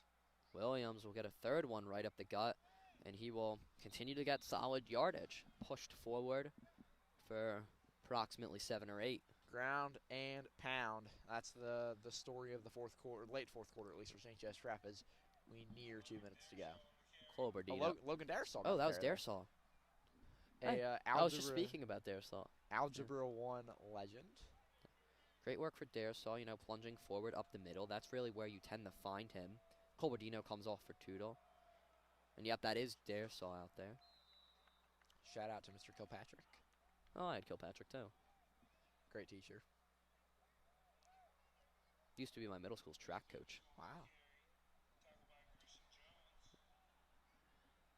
And another guy, Alston Frisbee. Shout out to Profe Unsworth, Alston Frisbee, Justin McKee, and I, and David Locker, baseball star. Yeah. In Frisbee. that Spanish class. I was happy with his performance today. He had 2 big chunk plays. His hands really shone today when they had been an issue at times, and their soul is just carried out of bounds. Yeah, I mean, we're trying to find the right spots, and it feels like DeMatha just doesn't want us to see any this evening, because the Stags are relentless even late in the game. Exactly. I mean, that's the winning mentality that you see from historical powerhouses. When I was talking at the very beginning of this broadcast, I called them the past, present, and future of the WCAC, and they showed why tonight. They represented DC, the DMV, so well tonight, and won this clash of the East Coast Catholic Leagues with the PCL.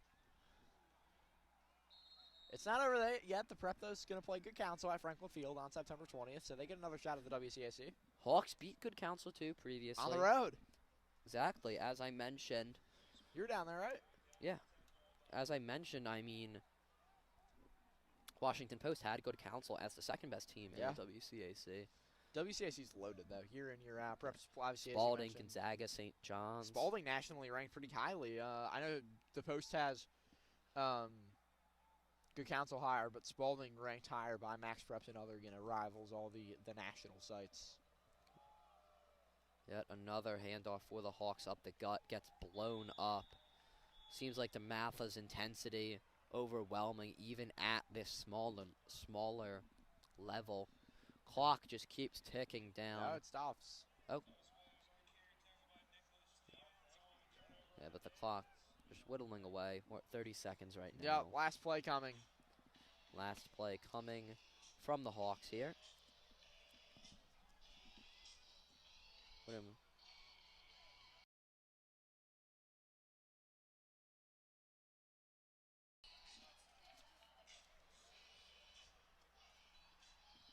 And Dom, we're seeing the two teams, other than the guys on the field, the two teams ready to shake hands at midfield.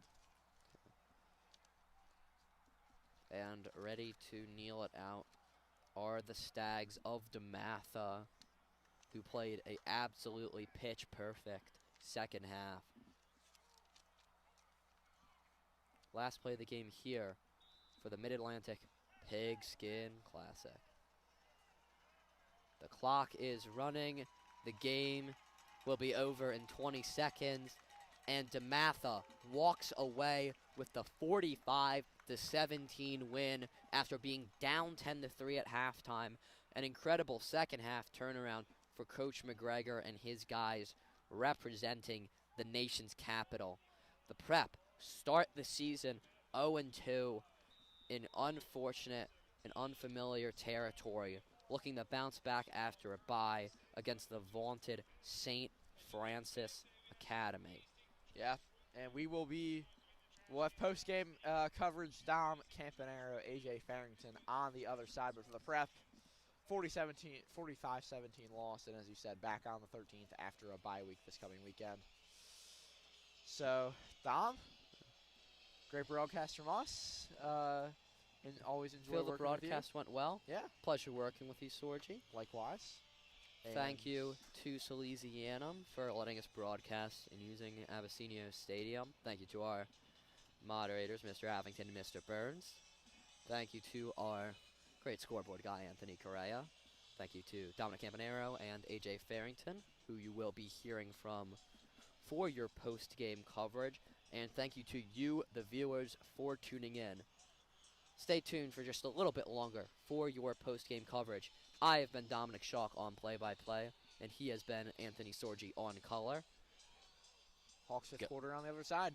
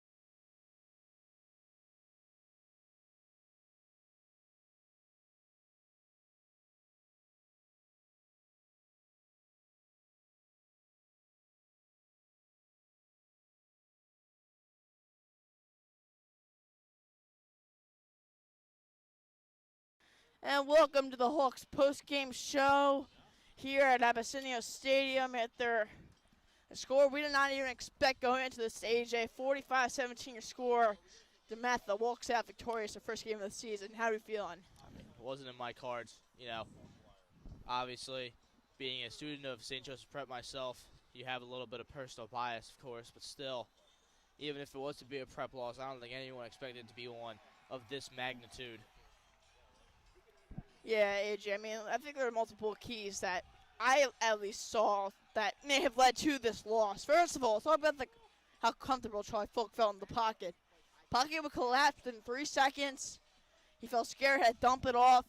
You saw the interception. You heard it from Anthony Sorgi and Dom Schalk on the sidelines where we were. Just visibly frustrated. They were dead silent on the sidelines, and it makes sense with a score like this. It's hard to overcome. Obviously, they had 28 unanswered points until they first scored. So, Yeah, Dominic, I think we should talk about, and you did mention that pocket. I mean, it was just a great job by that DeMatha front seven, really, at just getting pressure on Charlie, not giving him that amount of time to find guys and to, go through his progressions and make the right choice. He was getting rushed up there a lot, and we talked earlier about his escapability, but they weren't really giving him that option. He wasn't having many chances to even get out in the first place and run because he was getting spied there a little bit by that one middle linebacker, making it real tough for him to try and escape, make a play, and, improvise a little bit. So you got to give your flowers to the DeMatha defense overall. All 3 stages of the ball, incredibly, just really, really impressive from them, and disappointing as it is. Good showing. Yeah, and I want to mention this quarterback, Tristan Sabb. We said the transfer from St. Francis Academy. He made something out of nothing, which I thought was very surprising to me. When the Hawks got to him, he got out before the Hawks got him. It was, Yeah, exactly. I'm catching you, you're not catching me. Exactly, Dominic. That was the thing that we were talking about with Charlie earlier. It was just a great job. He would feel that pressure, and he'd find those holes, because pockets aren't going to stay clean forever. But it was a great job at extending plays. He was hitting throws. He was hitting guys on curls, almost just kind of 2-minute drill, just people getting open. It was a great job from him to extend the play. But once again, just getting over the disappointment, But a very good job from the transfer. And I think we saw throughout the game, right, just the improvement that he made throughout, really settling in with his new offense. It was just a great game from both sides. A couple points coming from, pick six, obviously, punt block. So not all of it was just exclusively offensive points, but it seemed that all phases were really clicking for the Stags here. Yeah, and AJ, I want to mention, from what I've seen when we were on the field, I saw 2 different sides of football this game. The Hawks led at halftime. Obviously, a 10-3 score. I'm sure not what Coach Rogan expected. Obviously, they came in feeling the better team. Obviously, you put up 28 points against American Heritage last week. You come here with a lot. I mean, at least other than the loss, a lot more confidence. Like, all right, we're able to handle a team like DeMatha. And when push came to shove, they couldn't find out a way to get around, and it happened to turn like this. I would say the first quarter was more of trying to get through the game, and the second half was finding out how to respond to what was going on in the game. And I think that the players and the coaches were on different sides of the ball when that happened. The players responded later. The coaches saw it, but the coaches couldn't react right away. That's how this abnormal wave started, where, as you see now with the 45-17 score, totally makes sense. Yeah, Dominic, I mean, morale and momentum are a really large part of sports at every level, and we saw a prime example of that there, getting hot, and the whole team getting behind each other from the DeMatha side, and just, they really kind of took it, and they didn't look back. And then I want to talk about, real quick before we let you go here, St. Joe's Prep. I'm not too concerned still. 2 games, 2 losses, 2 very, very good teams. We saw a lot of bright sides in the first half last week. And then first half this week as well, especially from the defense. Defense was phenomenal, I think, in that first half. You gotta finish games, but at the same time, I am not worried whatsoever. I think if you're a Hawks fan like myself, I see no need to feel any sort of way other than confident in this football team. I think this is still a great football team. Things happen, right? Absolutely. If every guy played as good as they could, if the better team won every game, there would be no reason to play games, right? Like the team with the higher rank, you'd give the win to, and that would be that. There's a reason they play these games, right? And this isn't an upset necessarily. I mean, these are two incredibly good, incredibly high national ranked teams, and DeMatha played better football, but it's what happens. So I still have full confidence in this Hawks team to produce at the level that everyone knows they can. Absolutely. You know, you'll get to see your Hawks once again, not next week, but the next week at Franklin Field. So a lot more tension there. And AJ, I'm sorry to cut the show, but the temperature has dropped at least 20 degrees as we're speaking. But we're going to wrap it up there for the post game. Unfortunately, it wasn't the score most of you expected, but thanks for tuning in, obviously. You can follow us everywhere you see on the page right there. Thank you for listening to Hawks football versus DeMatha. We'll see you for many, many games that we cover as the school year officially rolls around coming this week. Thank you very much, and go Prep.